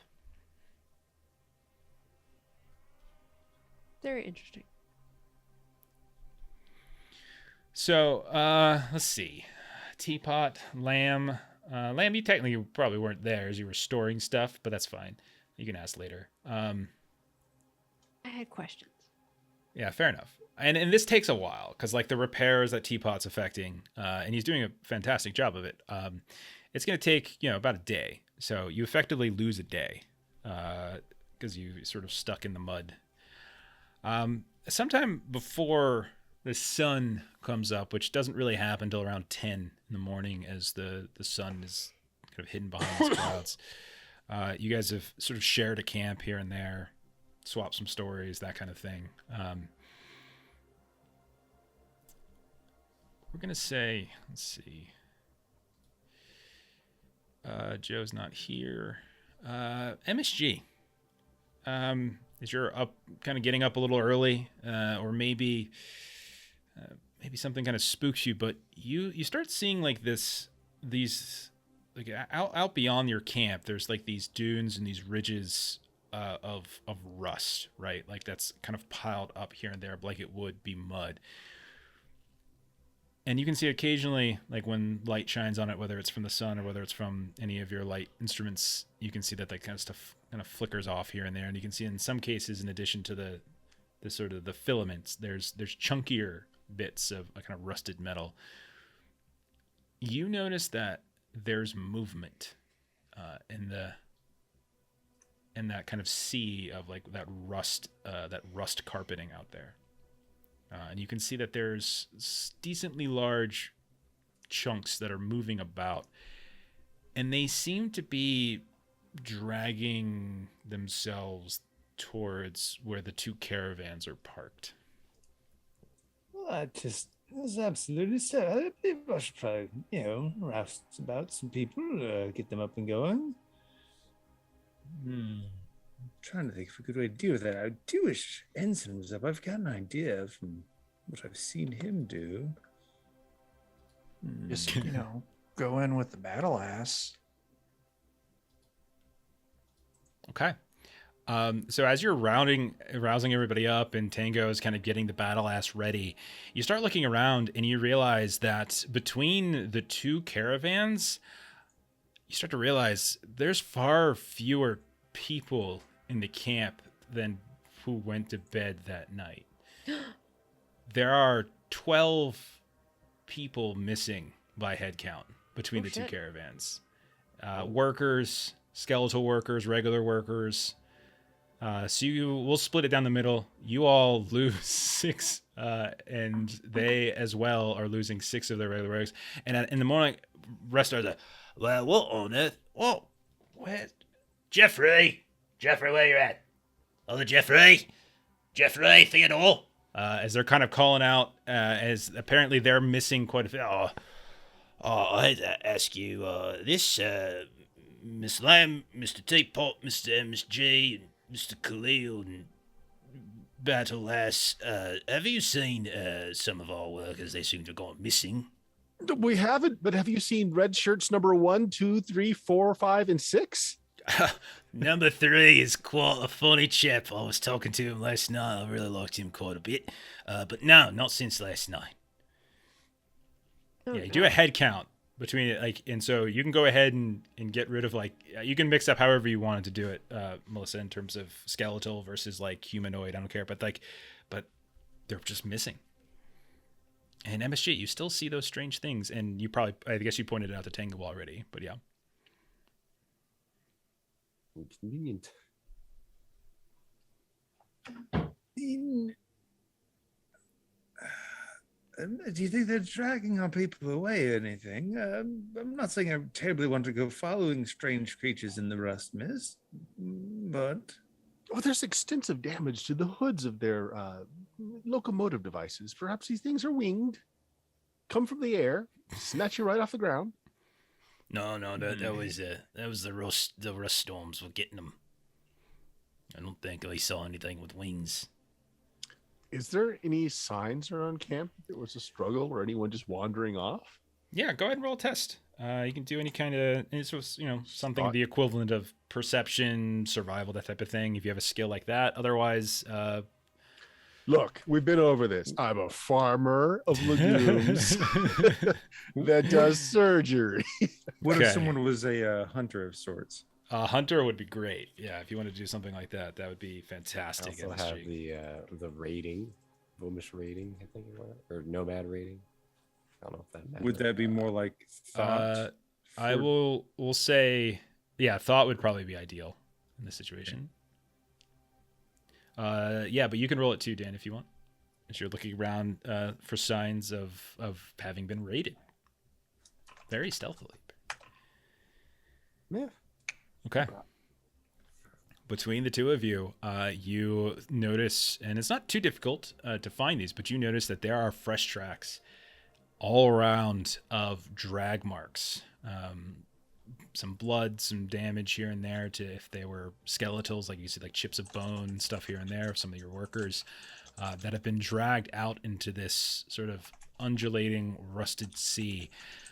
While the two of you are looking, you look out as well as the sun is almost starting to pop up at this point, and you can see that amidst that large kind of rusty sea of things, you start to see these machines start to erupt and stand more erect out of the dunes, and they're slowly kind of half swimming, half dragging themselves in the direction. And while you're here, you also overhear the sounds of people kind of shouting way off in the distance. And if one of you has like a scope on a rifle, you can see that your instincts were right. They are in fact dragging them out into the wild. Oh. Well, they seem to be taking our people away. Yeah. It's time for the battle ass. But to say, you don't prep an ass like that and not blast it. Yeah. I'll charge. Okay. And I'll cover you bravely from back here. Okay. So you charge up. I'm not gonna go ahead and trigger initiative just yet, but like you charge up, Tango. What do you want to do? We see these big monster things coming up. Yeah, out of the you see a ground. couple of them, like, and they're all within about 50 feet or so of the trail where just- you guys are camped. Yeah. Dead ass sprint. Ass. Do you And stay within the just- confines of the camp, or do you get a little, or do you Oh no, go I'm going off trail? straight towards the front one, the closest one. Okay. And I'm just running into him with my spears attached to the front of my battle ass. Don't forget you could run past him and ass blast him too. I might do that. But for now, I want the spears. Okay. So go ahead and roll your attack, because that's what this sounds like this is. Please do. Oh my goodness. Okay, this is Okay. great. Just flat D20 for me. Let me get your difficulty here. All 6. You're looking for a 14. Okay. I'll save my heroics for after. Oh Christ. I'm gonna spend 2 heroics. Okay. I got a 7. Okay. Oh, jeez. Did you not? You didn't nat 1, did you? Okay, you didn't. Okay. No. So everybody watches as the battle ass just charges out, like just goes out of the camp, off the trail, is wading now into like that rusty filament gook. You're getting closer and closer, and maybe battle ass doesn't notice it, but the rest of you notice it as like the gook is getting a little higher and higher. It's not just the hooves, it's kind of up to the shins, then kind of up to the thighs until it's kind of touching the bottom of his belly. And as he turns to do his blast in the spear, like it's a spear ram you're doing, right? It's a spear ram, yeah. You go charging at this thing, and it just very deftly, surprisingly so, considering it's made out of rusted filament and machine, it just dips out of the way. And that's when you guys notice all around Battle Ass, these mounds are beginning to grow, and you're seeing 2, 3, 4 start to pop up amongst this big sea. MSG, you said you were covering him from a distance. If you want to take a free shot, we can do that. I'll go for that. So I've got D10's right, yeah. 3. Same thing. It's a 14 you're targeting here. Okay. Well, I've got a +5. Let's see how we do. Ha! Okay. Nice. Roll your damage. Okay. So 2d10. Okay.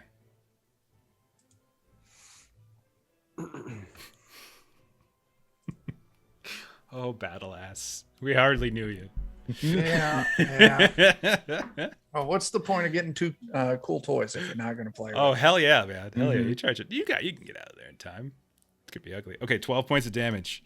So on the very one that that battle ass lunges at, and kind of stumbles about within this rust gook, you take a shot, and you hear a ting as you manage to hit it, and you can hear the echo of like your bullet on the metal, and it kind of stumbles a bit, but it maintains its footing and stays up. I am now foggy. Oh God, come back. There we go. And at that point, I think since the two of you mentioned you're doing stuff, that's what you did. Let's go ahead and do initiative then, and we'll go into like proper turns and such. So Dan, why don't you go ahead and roll initiative for it your has to side? be me again. I just draw it at random. I know, but it should never be me. It shouldn't. Agility test. I'm trying. Excuse me, no, it's agility plus a D6. I'm sorry, yeah, it's D6 just a plus D6 for agility. me. What's your agility? It's a 0. Oh. These have a bonus. Hang on. These have a bonus of 2. Okay, so I got 4.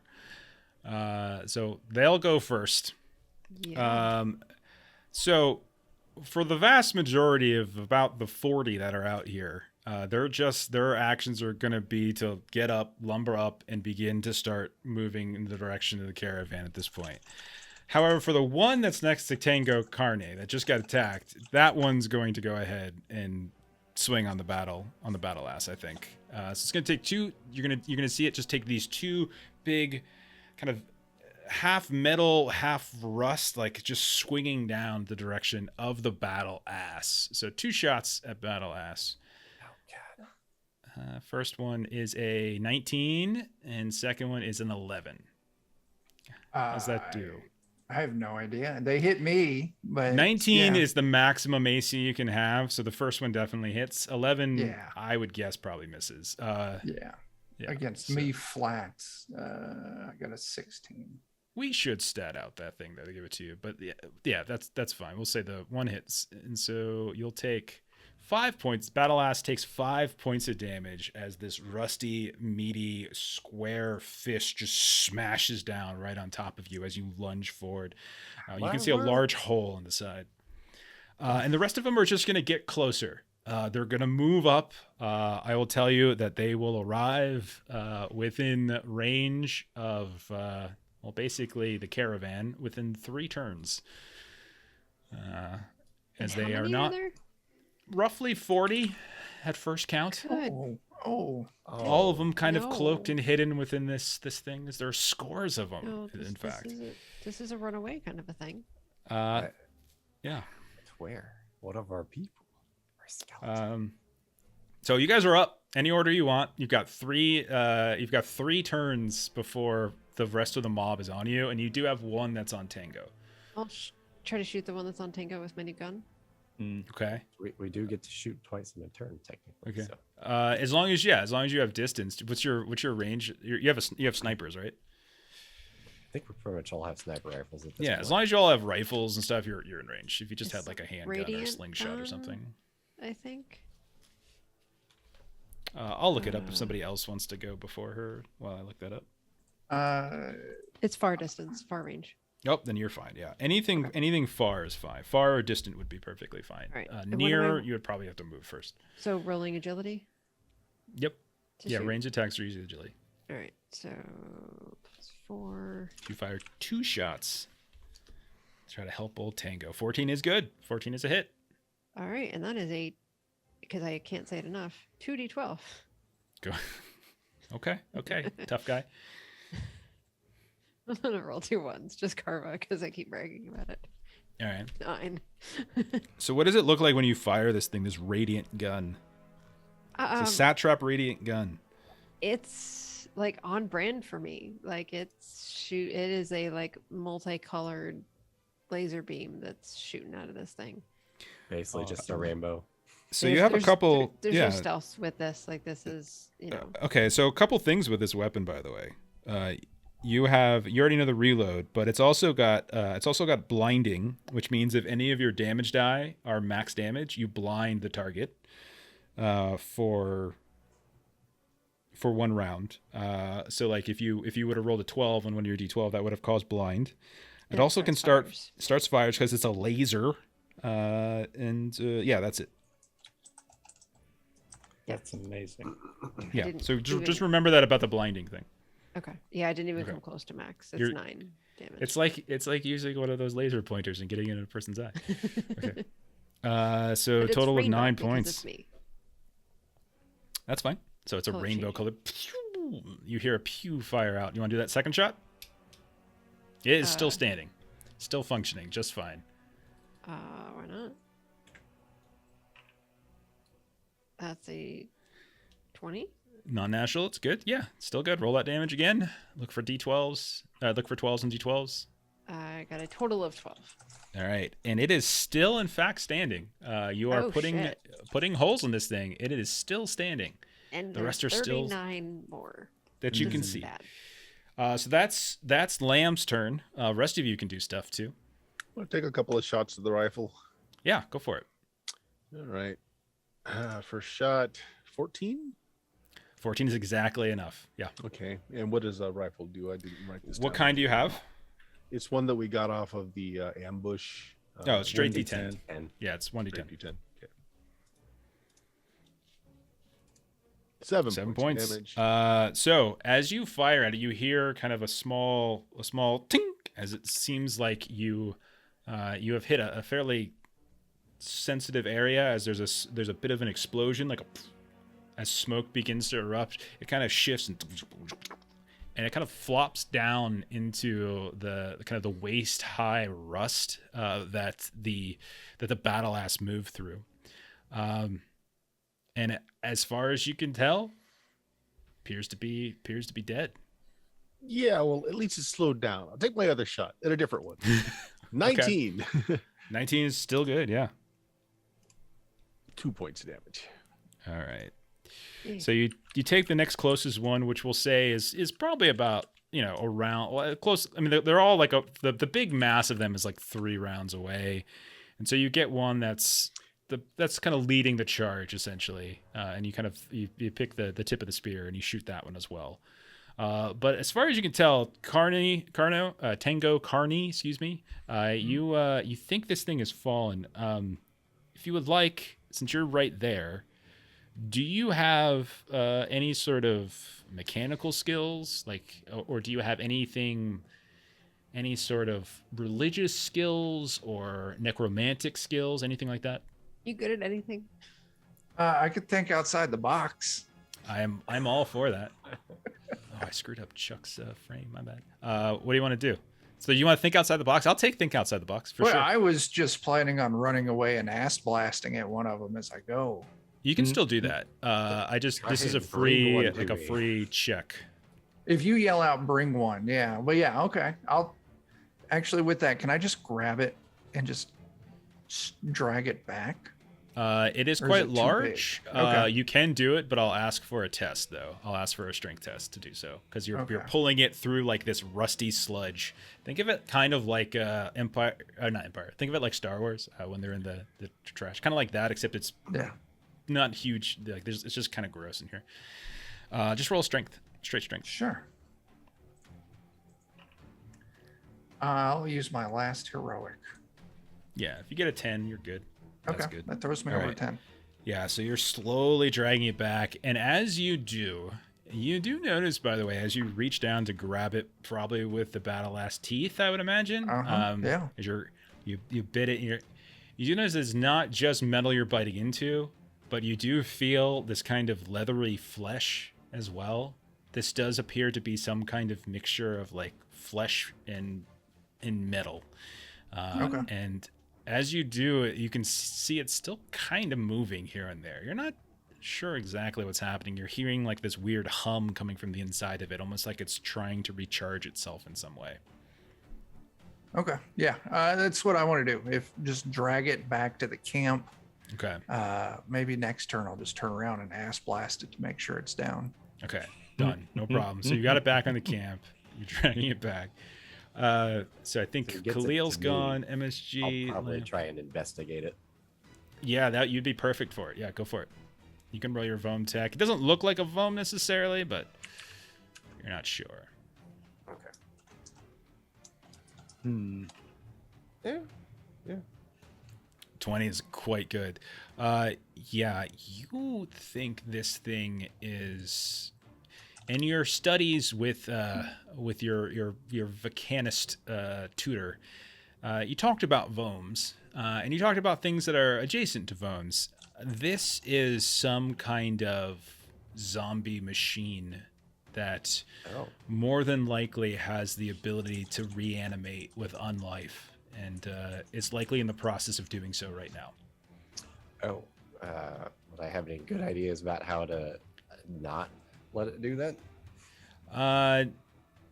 There's no one in the party that you think would have any sort of necromantic capabilities or biomantic capabilities that would be required to do so. Ensen's your only real caster, and he's a Musclemancer, so yeah. Would there be like a core or something that, you know, if it just gets destroyed, it doesn't work anymore? No, it's not like that. No. Not like that. If only we'd hired some dude like specialized in fighting necromantic things. Yeah. You know who's good at that? Vigo had some necromantic abilities and some lycanthropic abilities, but he's in half now. So Too bad he didn't necromancy himself back to he each did other. not. Maybe he did. Maybe he'll come hunting you guys down in a couple weeks. Awesome. Okay, so everyone is gone. We'll start up a new round, technically, because we're going to keep it like this. So, Bert, go ahead and roll D6 plus your agility. D6 plus my agility. I've got a good agility, so maybe. Perfect. Beat a 7. Okay. All of them will enclose upon the caravan and are literally right like just a couple feet. They're within near range of the caravan right now. None of them are in attack range yet, but they have gotten within near range, which means on their next turn, all of them will be able to move and attack somebody. What do you guys want to do with this in mind? I have an idea, but I have no clue how the actual thing works. So at some point, I was able to mimic Ensen's musclemancy to an extent. Something you had me write down something called cosmic channeling. I don't really know how that works. Yeah, you did cosmic channeling because you were gifted something from the True Mother, right? Wasn't that you? Yes. I believe that's what you got. But I have an idea to mimic sort of some of the stuff he's done. Okay, I'm down for it. I think I'll use my plastic distortion and the ability to stretch my bones and whatnot to basically just create these ridiculous sized pecs and also do like the giant balloon arms basically. Okay. And just trying to stretch himself out to do the equivalent of like a musclemancy like Hulk clap where you do the thunder wave to like knock things back. Okay. Let's say you'll get like, maybe like 3d6 worth in the radius, we'll say. 11 of them could probably get in the radius of this big, long, long clap if you want. Are you trying to like just hit them or like knock them back, like a thunder wave knockback, or what are you thinking? He probably doesn't know what he's doing too well. So if it's just knockback, that's fine. If it does actually damage them, that's great. I would say if he could like roll knock the check them into each other. Yeah. Roll the check, and then if you're successful, target is a 14. We'll say if it's successful, you can pick which effect you want. If you get, a crit, you can have both effects. You can have damage and the knockback. Okay. And I guess if I'm emulating, I'm not sure. I don't think I have any skill or anything that would relate to this. No, you're using your cosmic channeler. So for him, it is strength that he uses. So you're gonna put your strength bonus on this. All right. Well, I will spend. I'll spend a heroic to roll with advantage because I'm just rolling a raw d20. I have nothing that really. So first roll's a 15. We'll see what our second is. That'll do. We'll see if I get a better one. Yeah. Okay. Do you want damage or do you want knockback? If you knock them back, I'll say like literally those 11 are knocked back so far that on the next round they'll have to use all their movement just to get back to where they were. Like you blow them back like a big wave. I think knockback is probably the best thing. Okay, so you guys see these arms just extend. Like, are they cat arms? Are they human arms? What are they? They extend are that still way? cat-like, but it's like basically in Adventure Time when you see Jake like balloon himself up. It's basically Okay. that sort of nonsense. And then you're just gonna do this really heavy like Miyagi clap, and like there's this gust of rust and rust filament and wind, and you just see all like the ones in the front, like the ones closest to the trail just get blown back over top like a wave. They stumble around here and there, but you can see they're already in the process of getting back up. So I think it's time to run. yeah, so one of the things I'll say is we can treat evacuation like a skill challenge. Okay, so we'll treat it like that, and we'll say you've got 2 rounds left. MSG has already kind of done something here to protect, but the rest of you could contribute to this. You've got this round to, if you can conclude it this round, you'll take no attacks. Otherwise, they'll get each one of you will get attacked next round. But yeah, we'll just treat it like a what do you do to try to get the caravan moving type of deal as fast as possible. So that's your skill challenge. Can you get? There's 5 of you. We're all in agreement to run, right? Yeah. We'll treat it like give me 8 successes, and we'll say crits count as 2 if you get like a crit, so you could potentially get it all done in 1 round. And you guys everyone has 2 actions, so there's 4 of you left. Okay. So our I'll probably goal is to get the caravan moving, right? Yeah, Get I'll going. probably start with our 2 vehicles then, just making Okay. sure that they're primed and running. Oh, I'm Okay. gonna go with the battle ass, and I'm gonna poke the megapede in the butt to get it going. Okay. How that So, Satrap, Teapot, give me 2 machinery tests of some kind. 1 to get the metal steed going. We'll say I'm just going to keep it at 14 because that's like the AC of them. So we'll just keep it as the target. Damn. So 1 for the metal steed, and then 1 we'll say for the wagon that's got the Circle Angelo box on it. Okay. Well, I didn't get the steed, but I got the wagon. So Okay. So the steed is not starting up. It's not turning over for some reason. Why now? Of course now. We need to. just gonna start wailing on it. I don't have any more heroics. So Okay, but the wagon, you still have pack animals, but you get up there and you make sure all of the harness and stuff are attached properly. You make sure there's nothing wrong with a box, and you just slap the pack animal on the ass, your burden beast, and it just starts hauling at that point. that's so that's the more 1. important of the 2. So, Yeah, 1 success. Tango, you wanted to try to get the megapede moving. Yeah. Want to roll an attack on it? Sure. You want to ass blast it? No, I don't want to ass blast. Well, I'm ass blasting it, but not with my ass blaster. Gotcha. Yeah, Okay. yeah. You're blasting its ass as opposed Yes. to blasting your own ass on it. It's a very Yes. complicated situation. It's a very Whatever messy you want to roll situation. here is fine with me. All right. Very I'm gonna important to know roll which think way the outside ass the is box. 'Cause, I you like know, think outside the box. I love that's a great skill, by the way. That's just one of those like all-purpose, can almost apply anytime. 21. Okay, 21. So yeah, you move up to it. You maybe you give it like a good donkey kick just to get it going, and it just starts. You see the little legs just suddenly pop up, and then it starts moving, and you hear from the inside, Ensen, "Oh, why did you have to shake the thing? Oh, it hurts so bad." You got a second action, Tango. You got 2 successes. Oh God. All right. So the megapede's running to try Megapede's running. and The Circle Angelo box wagon is going. Those are the 2 things that are moving on right now. okay. I think what I'll try to do is give us a distraction.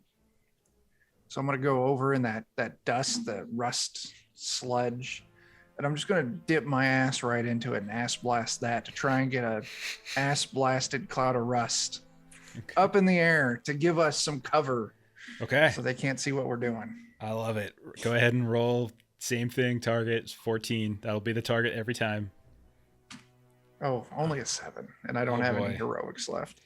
Yeah, you go over and you try to block, but you don't realize just how heavy some of this rust is, and so Yeah. you see it's just it's very unimpressive. There's Yeah. a kind of like a weird, almost like a sad trombone sound that comes out as you try to. Is it a rusty? It's a rusty, Oh, yeah, it's a God. rusty sad trombone. Kariad's tossed us some bits. I think we do what, group heroics? Is that what we do? I think that's what we're doing. Sure. Yes. So there's gonna. 100%. Yeah, so we have three in the pool. If anybody wants to use a hero heroic, Use it, Chuck. Use it. I need gotta to get, get- to a 14, so you gotta use at least 2. Then you have to use at least 2. all right. Then I'll use 2 of them. Okay, There's a 14. that's Oh, exactly right enough. on. Perfect. Karine with the Thanks, clutch Captain. bits.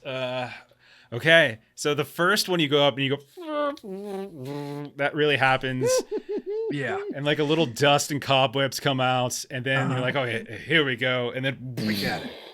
and then this huge kind of like rusty, smoky cloud begins to form on the southern side of the trail. It just a huge chunk of them just kind of get disoriented, and they're just going to be moving about, and it's going to slow them down and make it harder for them to actually attack you. So yeah, absolutely, we're up to 3 out of 8 successes.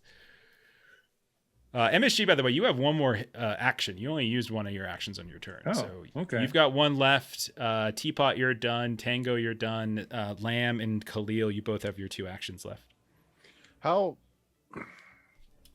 treacherous is the environment? Is it fairly flat, or is there some? Where you've camped is fairly flat. As you extend away, you can see there's various outcroppings here and there, but to the pretty much extending off to the south is that sludge field that you saw, like the donkey almost go Would stomach high in it. It'd be helpful if I got my kite in the air to direct us away from like the centipede is kind of going because it was harmed, and tried to direct it away from the dangerous terrain. Hell yeah, because right now you've got a wagon that's driven by a burden beast that's not being piloted, and you've got the megapede, which has no eyes, and you took like the middle segment, so they're just moving. That's all they're doing right now. So that'd be perfect. Yeah. Yeah, get eyes in the sky and try and direct things. What do you want for a roll on that? So I mean, whatever you would normally use to control your kite. So if you want to, whatever you think that is, like how does Khalil control his kite? It's my buddy, so it's a charisma. Yeah, charisma. Okay, and then plus It's whatever not a great skill you stat have. for me. And I don't have a particular stat with it other than it's my pet. I don't know if I get anything for it being my pet.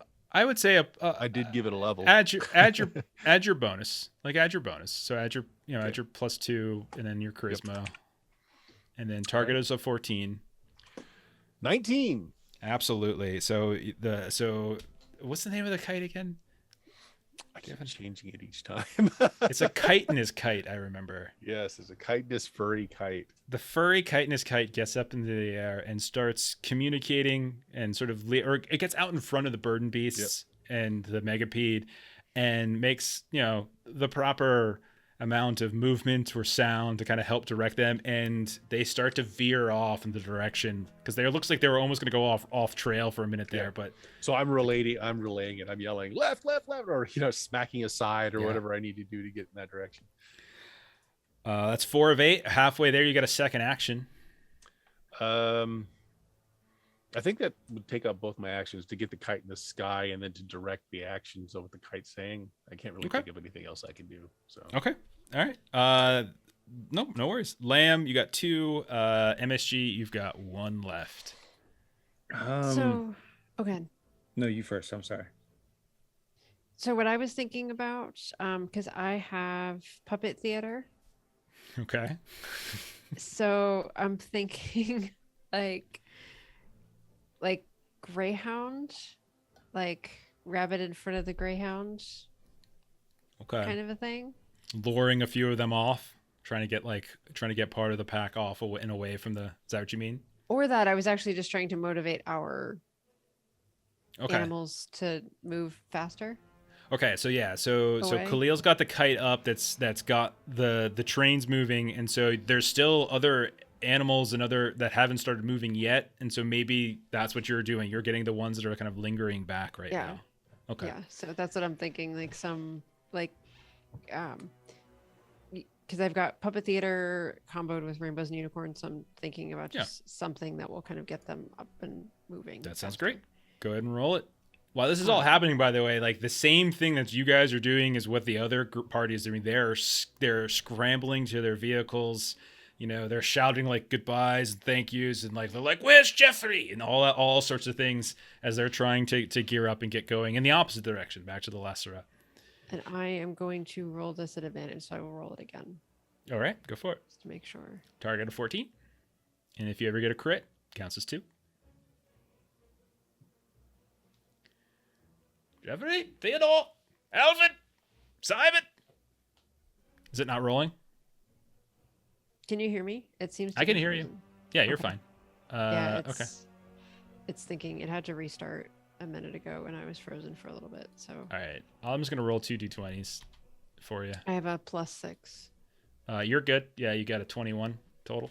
So yeah, you'll get one more success. As you can see now, the wagon that has some of your miscellaneous items in the Purple Haze Body Snatcher package, that wagon starts going now as it starts like one of the burden beasts like starts chasing after what looks like some weird little alien greyhound that starts pacing out in front.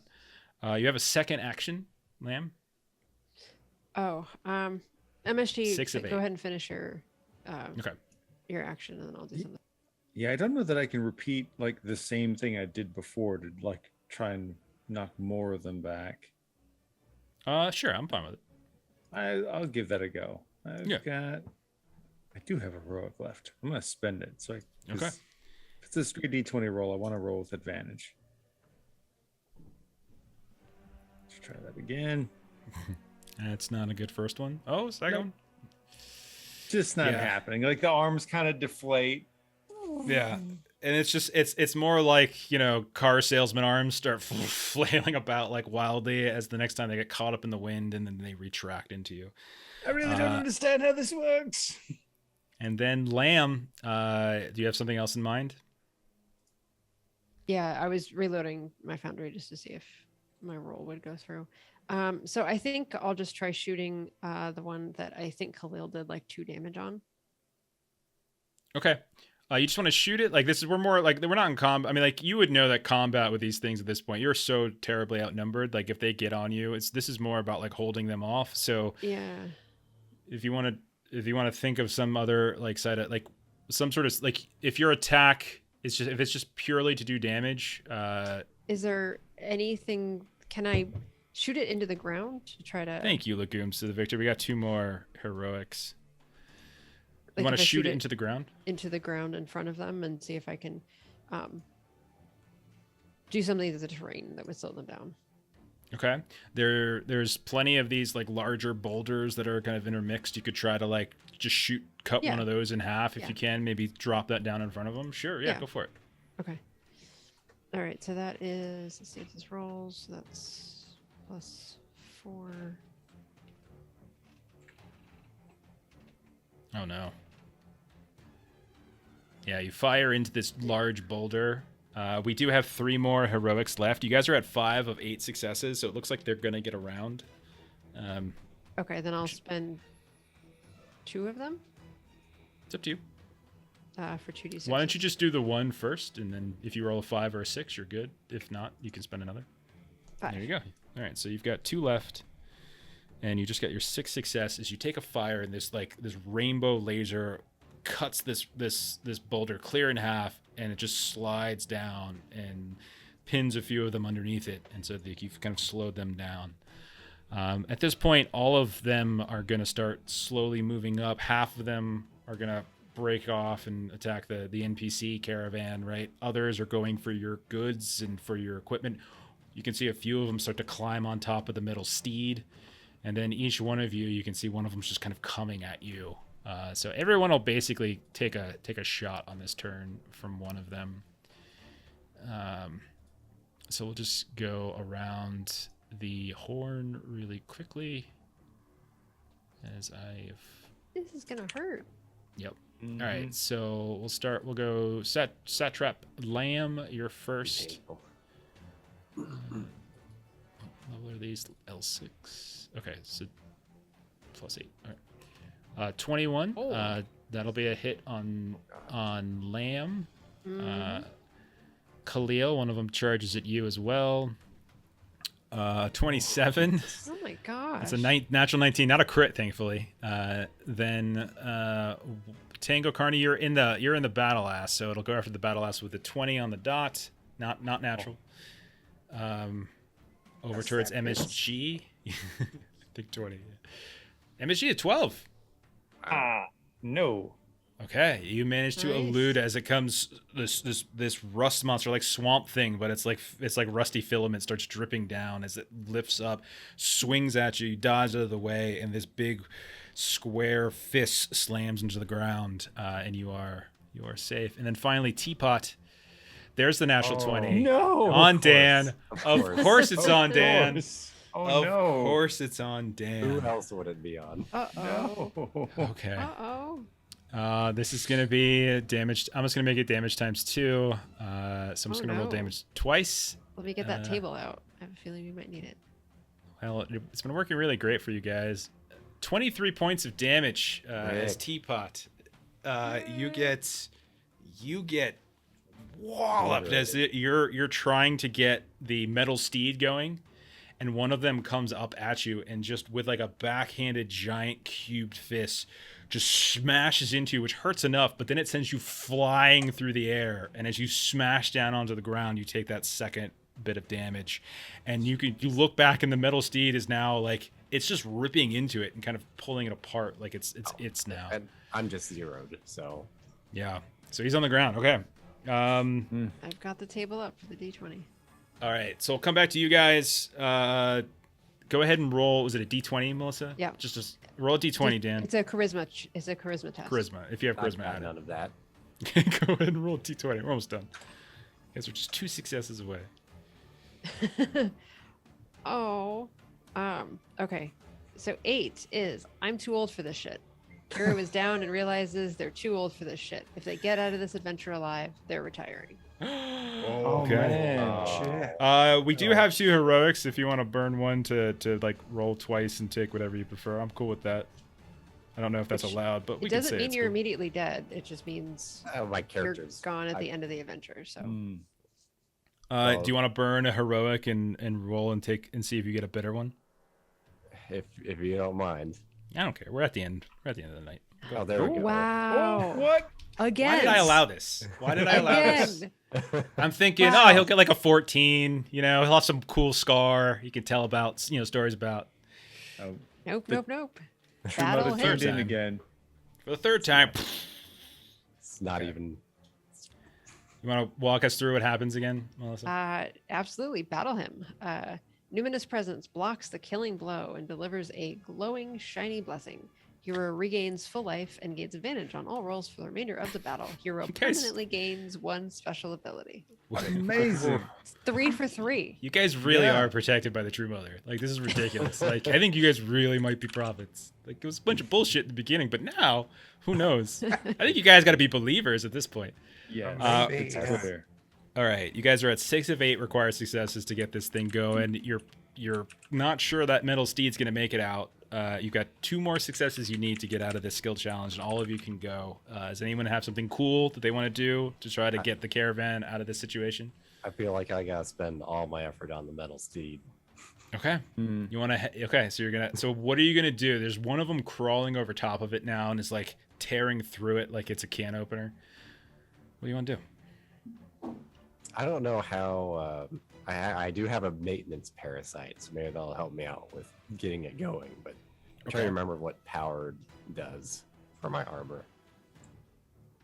Oh, powered. Yeah, I have it up. One sec. I I'm can trying to tell you. remember what that does. So it uses a magical source of energy. So it could be like, solar prayers or something, whatever you want. Thermonuclear batteries, blood sacrifice, whatever you kind of deem it. It has a number of charges, and it loses a charge after every combat or significant exertion. Okay. And then the wearer can spend a charge to increase strength by 1 for the duration of combat. So an extra power source, blah, blah, blah. And you can, so there you go. So basically you burn a charge to increase your strength by 1. Okay, so I'll go ahead and do that, I think, and see if I can just basically throw it off of it. I agree, Captain Cry, and I'm actually starting to be converted as well. I'm a little nervous now, Liver.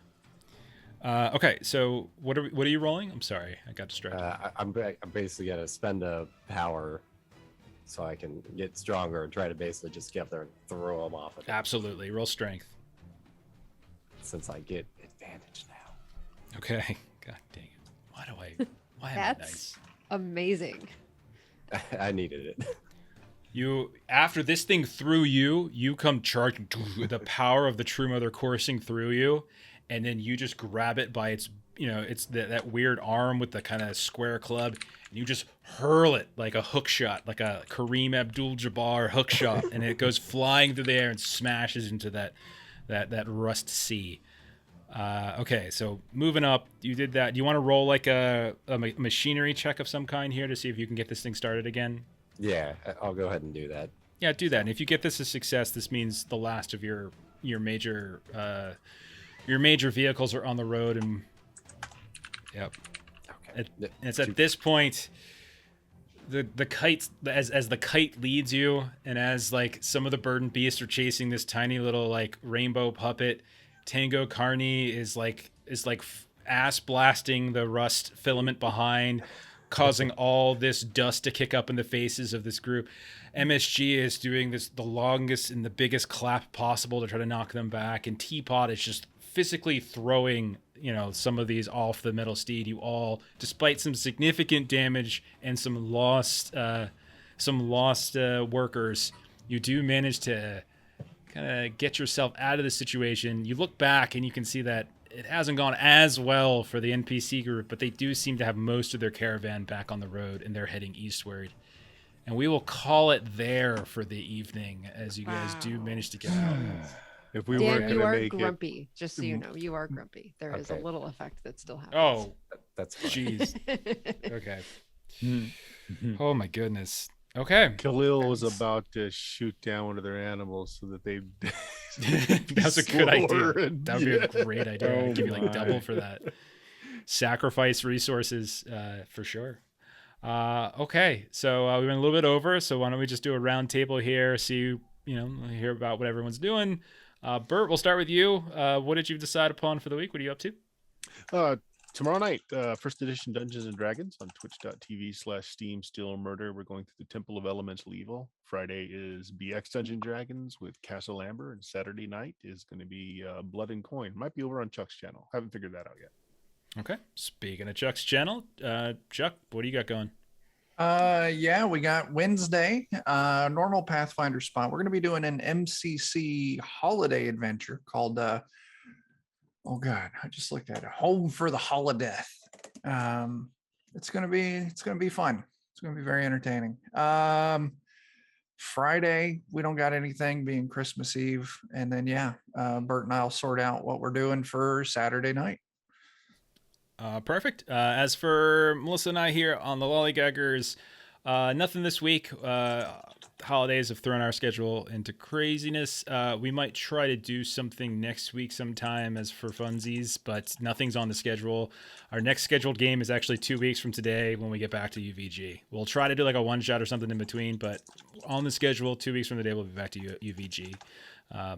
Other than that, everyone, thank you for hanging out. Thank you for those of you who are watching, throwing bits, saving the party. In fact, Yes. throwing out those heroics. Yeah, Super helpful tonight. Have a wonderful Christmas. And if we don't stream before New Year's, enjoy New Year's as well. But that's about it. We're gonna go ahead and drop it on the end, and I'll raid somebody, and we'll catch y'all in a couple weeks. So, good night, everybody. See you in 22. Goodbye.